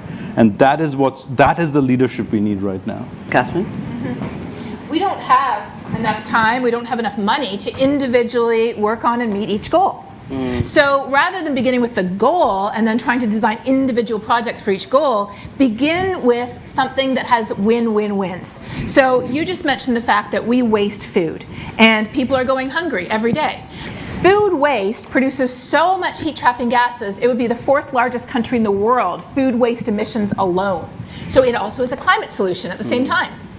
We need these win-win-win solutions, and there are many of them out there, from the micro scale of greening urban areas to the macro scale of climate finance, like with nature bonds or blue bonds. There are win-wins at every scale, and that's what we need to be investing in. Well, let's just pick an example. I want to show all of you, but Ayla, I would like you to respond to it. I want to show you this graph. It shows a decade of data on climate mitigation finance. And you can see very clearly renewable energy investment is by far and away the most popular. Why is that, Ayla, and is that a problem? Ayla, can you hear, or was that we might have just lost the communication? Annie, do you want to answer? I hope she can come. This is a fantastic chart. Just two things I want to point out. The reason it's that part, red part, is so large is because we have figured out how to make it a profitable business. Right. That particular. Just want to say one more thing. Yeah. All that red thing is all in rich countries. Very little of that red thing is in the countries we need that finance to go to. 3% of that finance goes to Africa right now. 3%. So I don't think we should get too excited about that graph. But Vera, is it the case that development money goes for easy or profitable wins? It is true. Development money goes for easy. It also goes for profitable. What we need to do is make sure that easy and profitable are also in the emerging countries. And they actually are, except that when you look at, say, for example, right now, we have the inflation crisis in the developed world. And what that is leading to is huge and expensive cost for emerging market economy projects, which adds to the cost of financing, adds to the cost of de-risking, makes it a little bit more difficult to go there, even if they are actually more profitable, even if there is less defaults in those emerging market environments. But you can understand to some extent the public response, can't you? If you've got soaring inflation, things are costing much more money than perhaps they did 5-10 years ago, that people are going to cut back on the projects that you're talking about. But that's why we need the EIBs and the World Banks of the world, because we need cheaper financing. The moment you have cheaper financing, it is actually better and more interesting to be able to go to EIB and do a project in Egypt than it is to go to US Exim or DFC and do a project in the United States. But we're not seeing that today. So what we need is, one, more information about those bankable projects in the developing and emerging world. Secondly, more concessional financing. In the report that we did with Nick Stern asking for $1 trillion, we are actually saying we can leverage that 1 to 5 if we are actually able to do that, and it's much, much cheaper. And finally, the reason why we need cheaper financing is just if we had inflation go by 1 more percentage point, any borrowing between now, 2021, and the next 5 years is going to cost emerging markets $25 billion for middle-income countries and $2.5 billion for low-income. This is actually what we're asking for to be able to do this project. So it's actually cheaper to put the money in and do the investment as opposed to letting these countries go to the market at higher rates. Do you want to respond to what Vera said about cheaper financing? Well, I'm sorry, I have been cut off sound-wise for the past 10 minutes, so I wasn't really able to follow you. But I can't talk about the pricing differentials, but I think it's really crucial that we also price the loans, we and everybody else, so that we put into the equation the externalities. We have to take into account, for example, we don't have a carbon pricing efficient globally. It's probably a long way to go. But everybody, we do this, and I believe World Bank does this as well. We can count in a shadow carbon pricing and see what happens to the attractiveness of these investments if there is a real carbon price one day. The same goes with the natural capital, biodiversity, and so on. I think this will also make the pricing look much more attractive for the developing countries, because they have a higher share. For example, as somebody said in the previous panel, biodiversity is biggest around equator, and that would play in. So just adding to what Vera was saying, I agree, and going a bit further. Annie, you wanted to respond? I'll come to you, I just want to say Catherine. one thing about the Vera thing about pricing, and we always talk about there's not enough money and it's expensive and the place is not going to the right place. I also want to point out that the evidence, at least that exists today, that if we did these things, if we built good food systems, if we cleaned up the air, if we actually invest in renewable energy, our estimation is that the economy itself, which is about $100 trillion right now, will be $26 trillion larger. So why doesn't it happen? Exactly. So we have to talk about these are good investments. What's not happening is the transition is difficult. Is actually where we are right now, that there is the outcome is actually very good. I hope our political leaders would talk more about that outcome. The transition is difficult because the money is sitting in the wrong places, there are risks in different places, and that we are not working together to get the transition right. I mean, that is what Mark is going to talk after us. This is where philanthropic dollars should go to the most riskiest thing, because that curve that is making those two things profitable, we're not profitable 10 years back. So people made investments on it to make them profitable. Right, so if you could unlock it, is it a political block purely, Vera, then in that case that's stopping it? I mean, as I started saying, it is leadership to start with, but it is leadership with information, knowledge, and data to be able to track it. And I think if we had that, today we say that the green economy is the economy of the next century, the green and the digital is going to be the economy of the next century. We need to demonstrate that. We're already seeing that with electric vehicles, right? Economies that have moving to electric vehicles are beginning to power themselves, they're beginning to get more jobs. And we are seeing we're sitting in the United States, we saw the Inflation Reduction Act and what it had, the impact it has had on U.S. growth, right? We're reducing inflation, there is the fight to slow down the economy. The economy is actually growing because there's been a huge investment in renewable infrastructure and industry. I think that kind of growth and that story needs to be told so that we can take it to other places. But people need to see it to believe it. Well, are you getting the information out there, Catherine? We're certainly working on it, but as Ani pointed out, change is expensive. It's not only do we have to rearrange what we're doing, but psychologically it requires effort to change. It is a lot easier to just go on with the status quo. And so we have to make that investment, which is not purely financial. It is the time and it is the effort to think about and find different ways to do things, to consider that it could be done differently, or there are completely other things that we should be doing. And so when you get over that hump, like he said many times, you will end up in a better place than you started. But we have to recognize that it takes that investment. Well, Ayla, one of the changes that is expected this week is an institutional change. Could this help? I mean, big institutions pretty much in any sector can struggle with communication, coordination and bureaucracy, and criticisms that we've all heard about the way international development works. And you mentioned, Annie, waste in certain agricultural projects, but there are moves afoot to address that. Let's just take a look at this.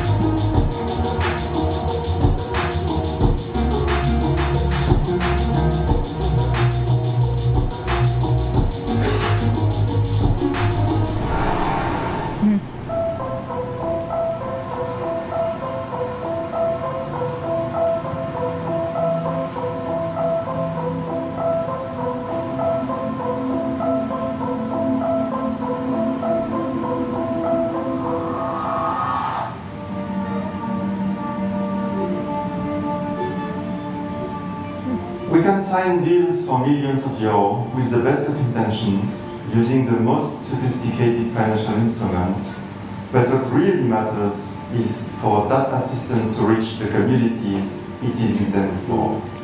The agreements we've signed with our partners at the UN family draw on our respective strengths and expertise. They will help us to get projects off the ground, to deliver our support more quickly and effectively, whether for climate action, clean and efficient energy, or for healthcare. And they will allow us to work in parts of the world that are most in need and where conditions are the most challenging.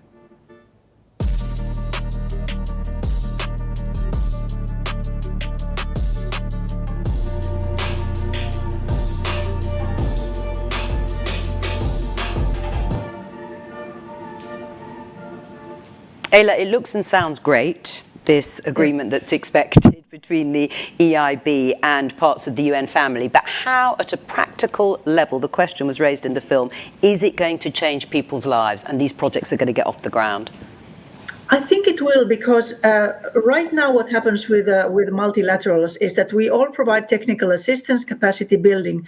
But what tends to happen is that you have somebody first in a partner country who has thought that we will do these investments. And then you go to an MDB, you go to EIB, and they will offer you the technical assistance. They tell you how to do it maybe a bit more efficiently, or so that it has a bigger impact and so on. But what we miss is that few steps upstream capacity building, go on the ground and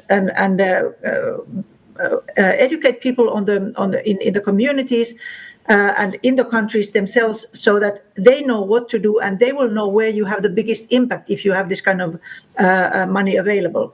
So get the people the tools to imagine themselves what they can do, instead of somebody coming from the outside always and telling that this is what you have to do. And when they know what to do, where the biggest impact is, you get the bigger impact for your money and you get stuff done. This is President Obama said that he was giving career advice, and he said just focus on getting the stuff done. And I think it also applies very well on development finance. Just focus on getting the stuff done and getting the biggest possible impact for your money. But you don't get it if you do not nurture this at the beginning of the process at the very upstream level. Has Ayla convinced you, Vera, with her argument? Yes, I think also that what she wanted to say is that we need to do faster, but we also need to do at scale. I think one of the things that we see is a lot of little pilot projects, but we never see those pilots go to scale, and we never know, we've heard for the last year, for example, about the Ecuador green bond. Why can we finance the second and the third and the fourth green bond? We talk about, debt for debt swaps, debt for climate swaps. So we know how to do it. If Ecuador was successful, if Barbados was successful, then let's just get on with it and do 20 more. Right, well, quickly. Well, why not, Ayla? If something works, why isn't it then scaled up? To be honest, I don't have an answer to that, but I think people will have to be aware that this can be done, because you do the pilot project with somebody, but do other people who have similar situations, do they know about it? I really don't have an answer to that, but with a kind of much wider capacity building and extension of the relations to the communities, I think one should make this happen. And it probably doesn't happen at the scale that it's needed. And that's why I think this agreement that we have now with the UN agencies, who have a good presence on the spots and who will know the local circumstances and who will know where the biggest impact is being had, I think this can be very beneficial. Catherine? Yes, I think that your point was very well made. We know that we have financial mechanisms such as debt for nature deals that work. There have been dozens of them, but we need thousands of them. At the Nature Conservancy, we've calculated, I think we need about 6,000 to really conserve the land and water on which all life depends and put carbon back in the soil and ecosystems. So we have a mechanism, and it needs to happen faster. So it isn't about, like you said, waiting for something new to come along. It's about saying, here's what works. Everybody needs to go for these things. So what would be the bridge then, Annie? If Ayla is saying we can provide the sort of impetus to get something off the ground, and then someone else or something else has to take it to scale in the way Vera is saying, what's missing? So I'm glad Vera is here, because Vera has done a lot of work on MDBs in general. My view is, I actually, just for disclosure, we work with AIB and we have partnership with them, and they're doing a fantastic job. But I do think if you look at the macro picture where the finances are of the world, and people like Vera and others have argued we need $1 trillion. Some people actually argue much more than $1 trillion than here. And if you take all the multilateral banks and all the bilateral banks together, they add up to what? $260 billion. And all the philanthropic dollars, they add up to $4 billion.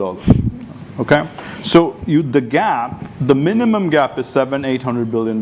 People actually calculate it's much more than that. So where would that money come from? Most probably will come from better use of public resources and a lot from private sector. We think MDBs of the world have to do two things, is to figure out how to de-risk that $700 billion and how to help countries have policies that attract the $700 billion. So I think a system change is required if you want to get to that $1 trillion and not just projects. Well, let's just continue with that theme in terms of A, getting the finance out, but B, also making it better value for African countries, particularly Vera. Let me just show you and everybody here this clip. It was from an event Project Syndicate did last month entitled Africa's Climate Agenda. Only 2% of all financing in renewables has gone into Africa. So, and this is despite having 60% of the world's best solar, wind that can power the world 50 times over. This is very, very disappointing. But in addition to that, the cost of debt, so the cost of actual money that we need to bring the projects off the ground is also higher in Africa. So we're paying 30% more than anywhere else in the world. This really needs to be eradicated. Why is this still going on, Vera? And we've just heard that. We know it, but it still continues. I think there are two things. I mean, one of the things that I do, I co-chair the Liquidity and Sustainability Facility, and part of what we do at the LSF is really to try to see if we can create a secondary market for Africa paper.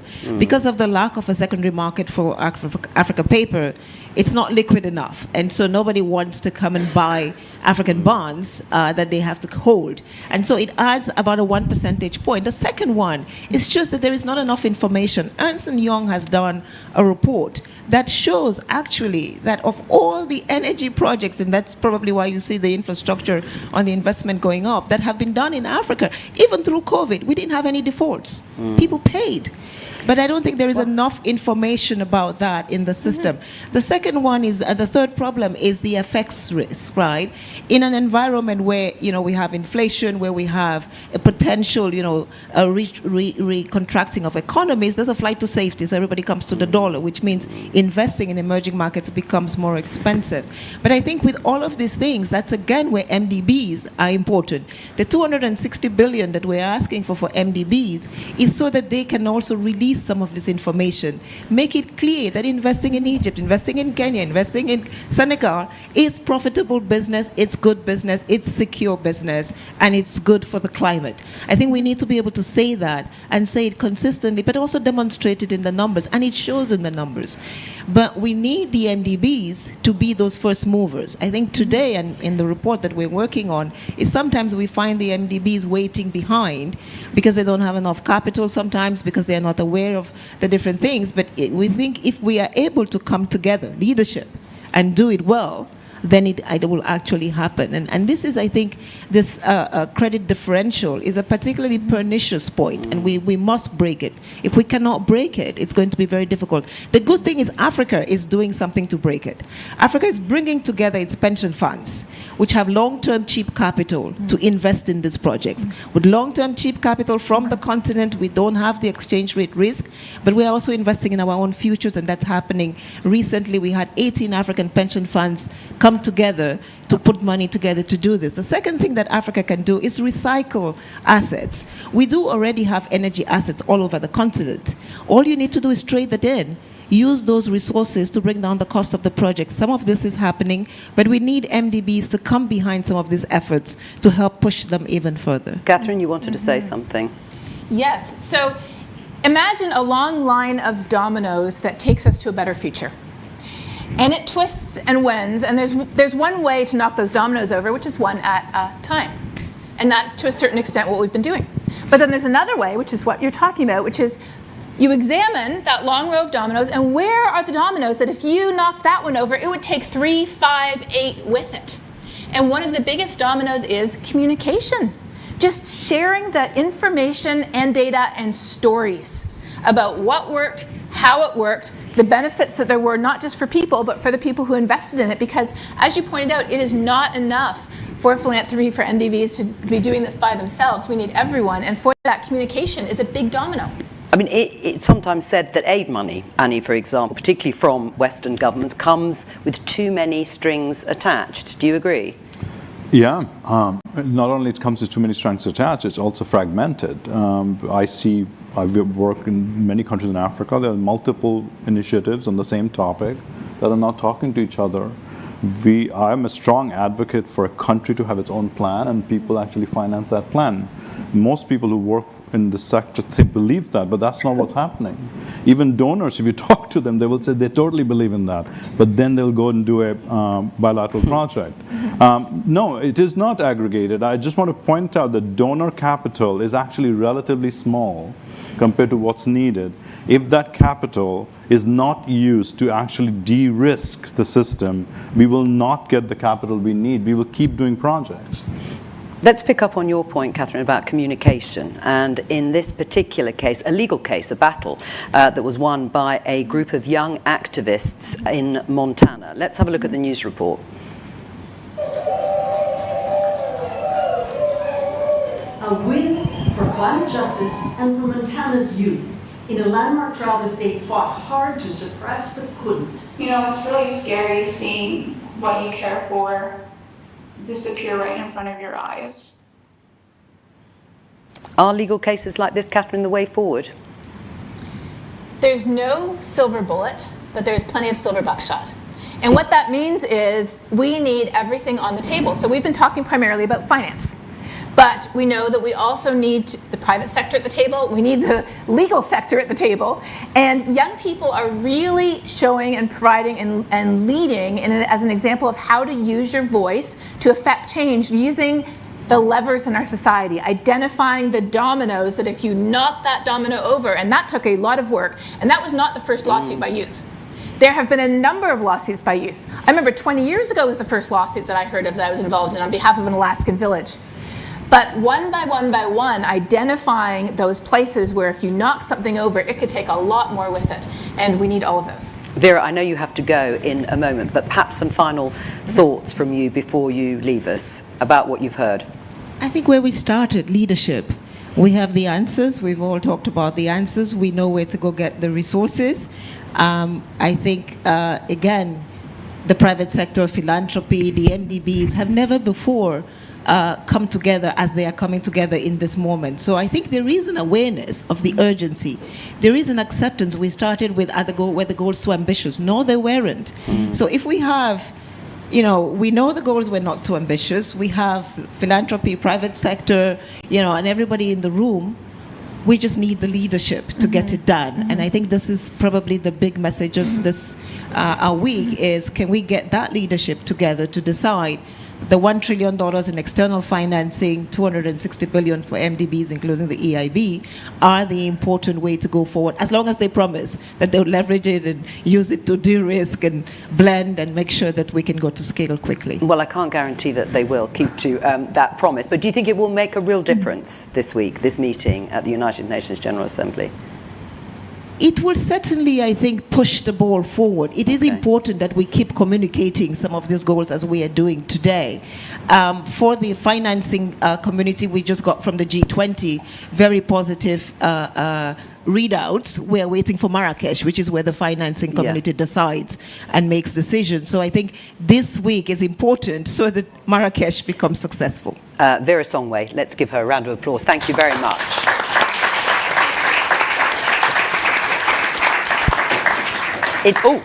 Careful you don't drop that on your foot. It's time to hear from some journalists with their questions. And first of all, we have a question from Ryan MacDonald, Senior Editor, Climate, Environment and Resource at the Globe and Mail in Canada. Here's his question.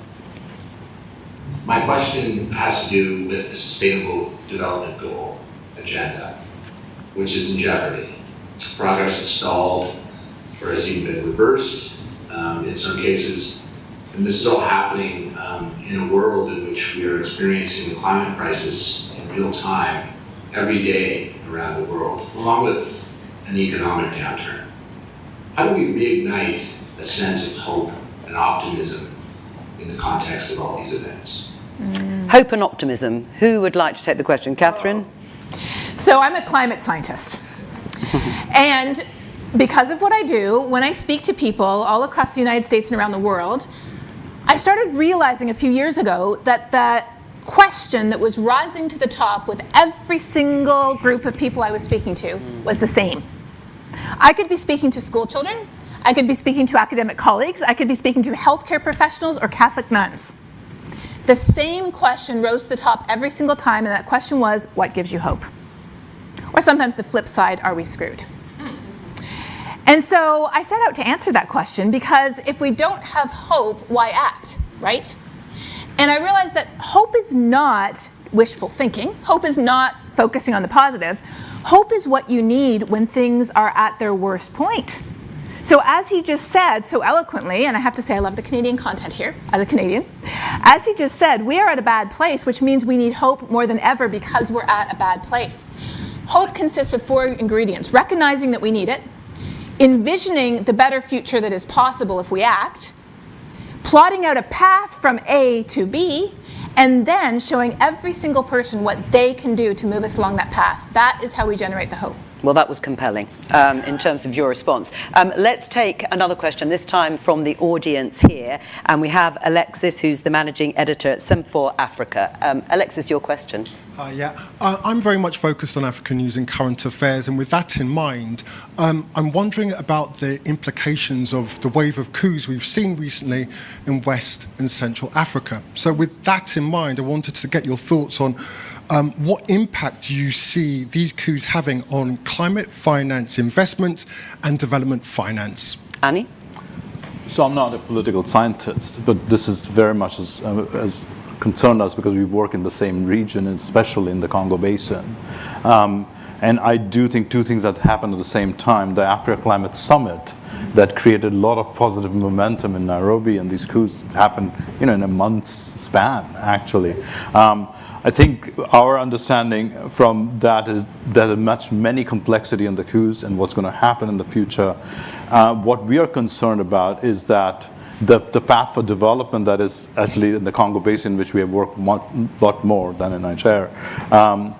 Our understanding from our teams are that what they're hearing, that the path is still the path towards development, things we were working on, are not being destabilized yet. But this is early days of what these new regimes and new governments will do. So it's of a deep concern. That particular region is a very important region for the world, not just for the set of countries. And we are very focused. We have teams there that we are working with.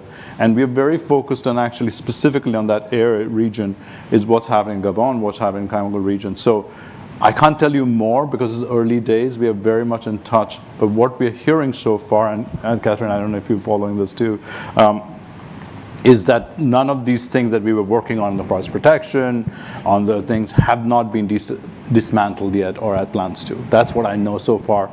But, I think we have to watch what's going on there. I mean, just briefly as a follow-up, though, is there a concern that there will be a financial flight from this part of the world if they deem instability to be on the way? I must say this is too early to know, at least from what I'm seeing right now. Alexis, thank you very much for your question. Let's have another question, and Ayla, hopefully, who can respond to this one. It's from Mustafa Tombou, who is a journalist in Senegal, and his question is on phasing out fossil fuels. What are the guarantees for the state that the abandonment of these fossil fuels as a guarantee of certain development will not handicap them? Ayla, I hope you could catch all that question. Oh, hang on, Ayla, your microphone is just down. You might be on mute. I'm not on mute. There you are, you're back. Start again. Yeah, I wasn't on mute, but I have had some sound issues all the time. So if I understood, it was about how to guarantee that getting out of fossil fuel does not hurt you financially.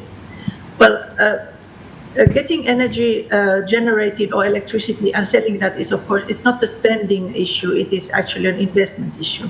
So whether you invest in a fossil fuel and get money from that, or you invest in renewable energy and sell that and get your income from that is 2 sides of the same coin. The other one is just climate-wise much better. So I think it has to be seen that also the benefit of that renewable energy that is produced in, for example, in an African country stays there, that they sell at the market price and they can also finance things at the market rate. So I think there is no quick and totally efficient guarantee, but like I said, these are cash flow generating investments. And the good thing with renewable energy, if we talk about wind and solar, is that when you have built it, I mean, you have a short initial period of building up the plants, but from then on, the fuel is free. So anything you earn from it is all income. You don't need to pay the fuel to somebody else. So I think one needs to see it as an investment, not as spending or sort of giving up income. And there is more and more demand for that kind of electricity. So I think this is really the way forward. Fossil fuel, whatever we think today, whatever the war in Ukraine has caused short-time effects, it's transitory, it's going to go away. So it's not a long-term perspective in investment. I think the renewable energy is. So that's as much as guarantee I can give you.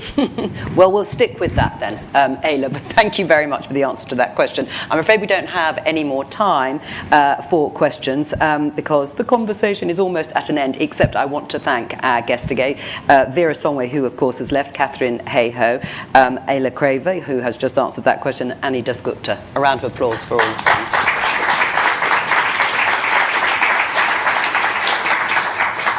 To wrap up today's event, I'd like to introduce Mark Malloch-Brown to come up to the lectern, former Deputy United Nations Secretary General and President of the Open Society Foundations. Welcome to you, Mark. Thank you.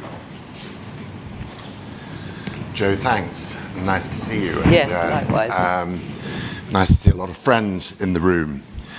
Having sort of listened earlier online and having joined that last session, I suppose one or three problems come through as perhaps the core of this. Leadership, leadership, leadership. We might add communications, but I'm really struck, and I'm struck by a veteran of this, having sat through sessions of this kind as head of UNDP, as a vice president of the World Bank before that, as Kofi Annan's deputy later, and in many other roles. In some ways, the failure of the agenda to move forward. I think it's right and encouraging, as Vera said, that philanthropy, the private sector, the MDBs, the UN have come together at one level in ways which confound the past to some extent, but which is still too little, too late. And so we're gathering on the eve of an SDG summit, a halfway point review, and we find that by its 140 metrics, half are not on the desired trajectory to be met by 2030, and a third have stalled or gone into reverse.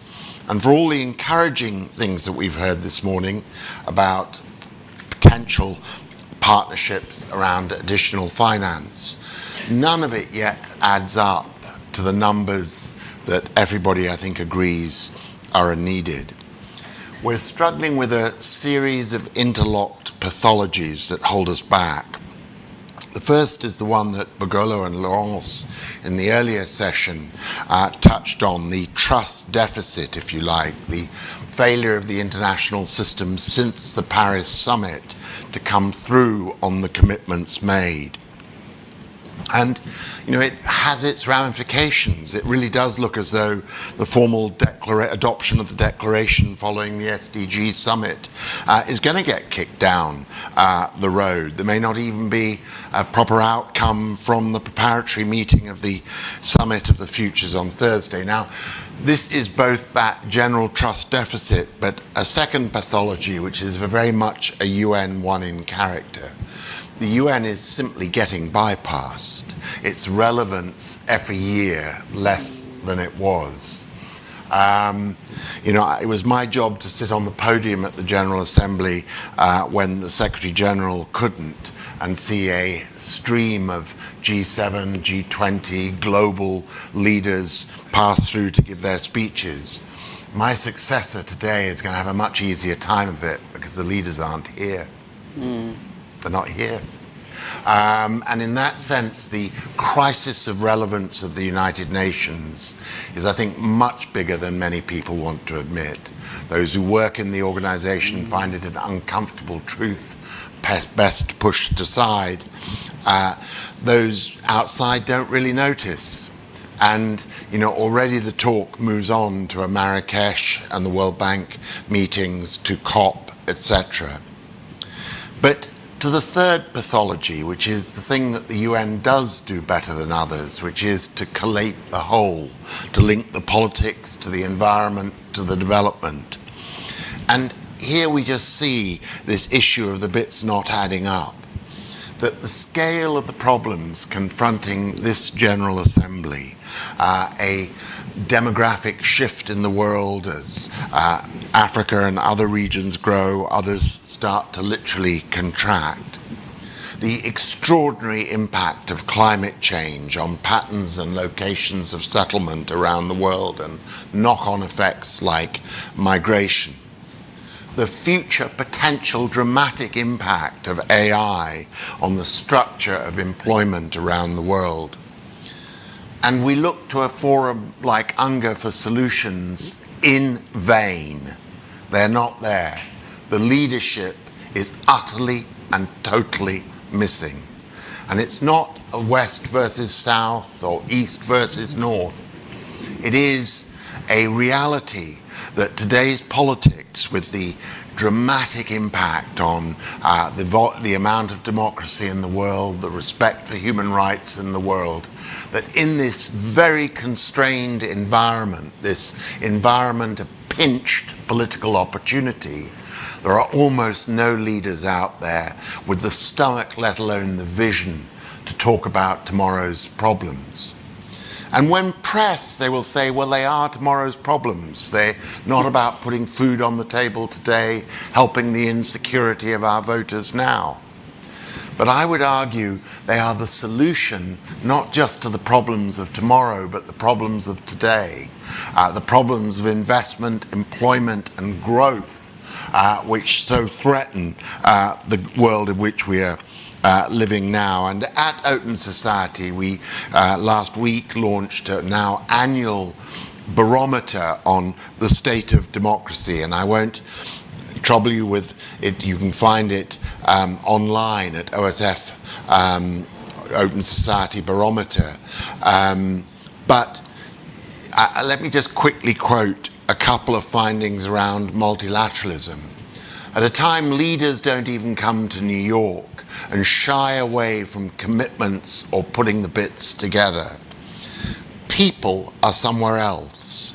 This poll, which covered 36 countries representing almost 6 billion of world population, so included countries like China and Russia and many others, we found that 68% of those countries, including Western donor countries, felt there should be more funds to the World Bank. 75% were in favor of high-income countries increasing their overseas aid, and 84% said that lenders should act to help indebted countries. There is a spirit of generosity out there in the politics of nations, democratic, authoritarian, whatever, which is not matched in their leadership. There is a place where this comes together, which is younger people are distinctly more skeptical about the potential of democracy than their elders, because they're seeing it's not delivering. But they're also more skeptical about government more generally, because they're seeing it's not delivering. And so the crisis of relevance that UNGA faces today is, I would just argue, the tip of a much, much bigger iceberg. Where is leadership? Where is the articulation and narrative of a vigorous response to the problems that are clearly mounting and gaining ground all around us? And so to Project Syndicate, thank you for pulling us all together. Thank you for being about communication above all else, not just today, but in your product every day of the year. Because unless we debate these issues, unless we ultimately find leaders willing to step forward and articulate bold change, we're headed down a very large rabbit hole. Thank you very much. Mark Mallock-Brown, President of the Open Society Foundations, thank you very much with that sober assessment about the current state of leadership when it comes to fighting climate change. It's all we have time for today. Thank you so much to all of our contributors for making this such a wonderful event. Echoing what Mark was saying, thanks to everyone behind the scenes at Project Syndicate and High Impact who've worked so hard to make this happen. But most of all, thank you to you, of course, the audience watching and those here with us today. Thank you for tuning in.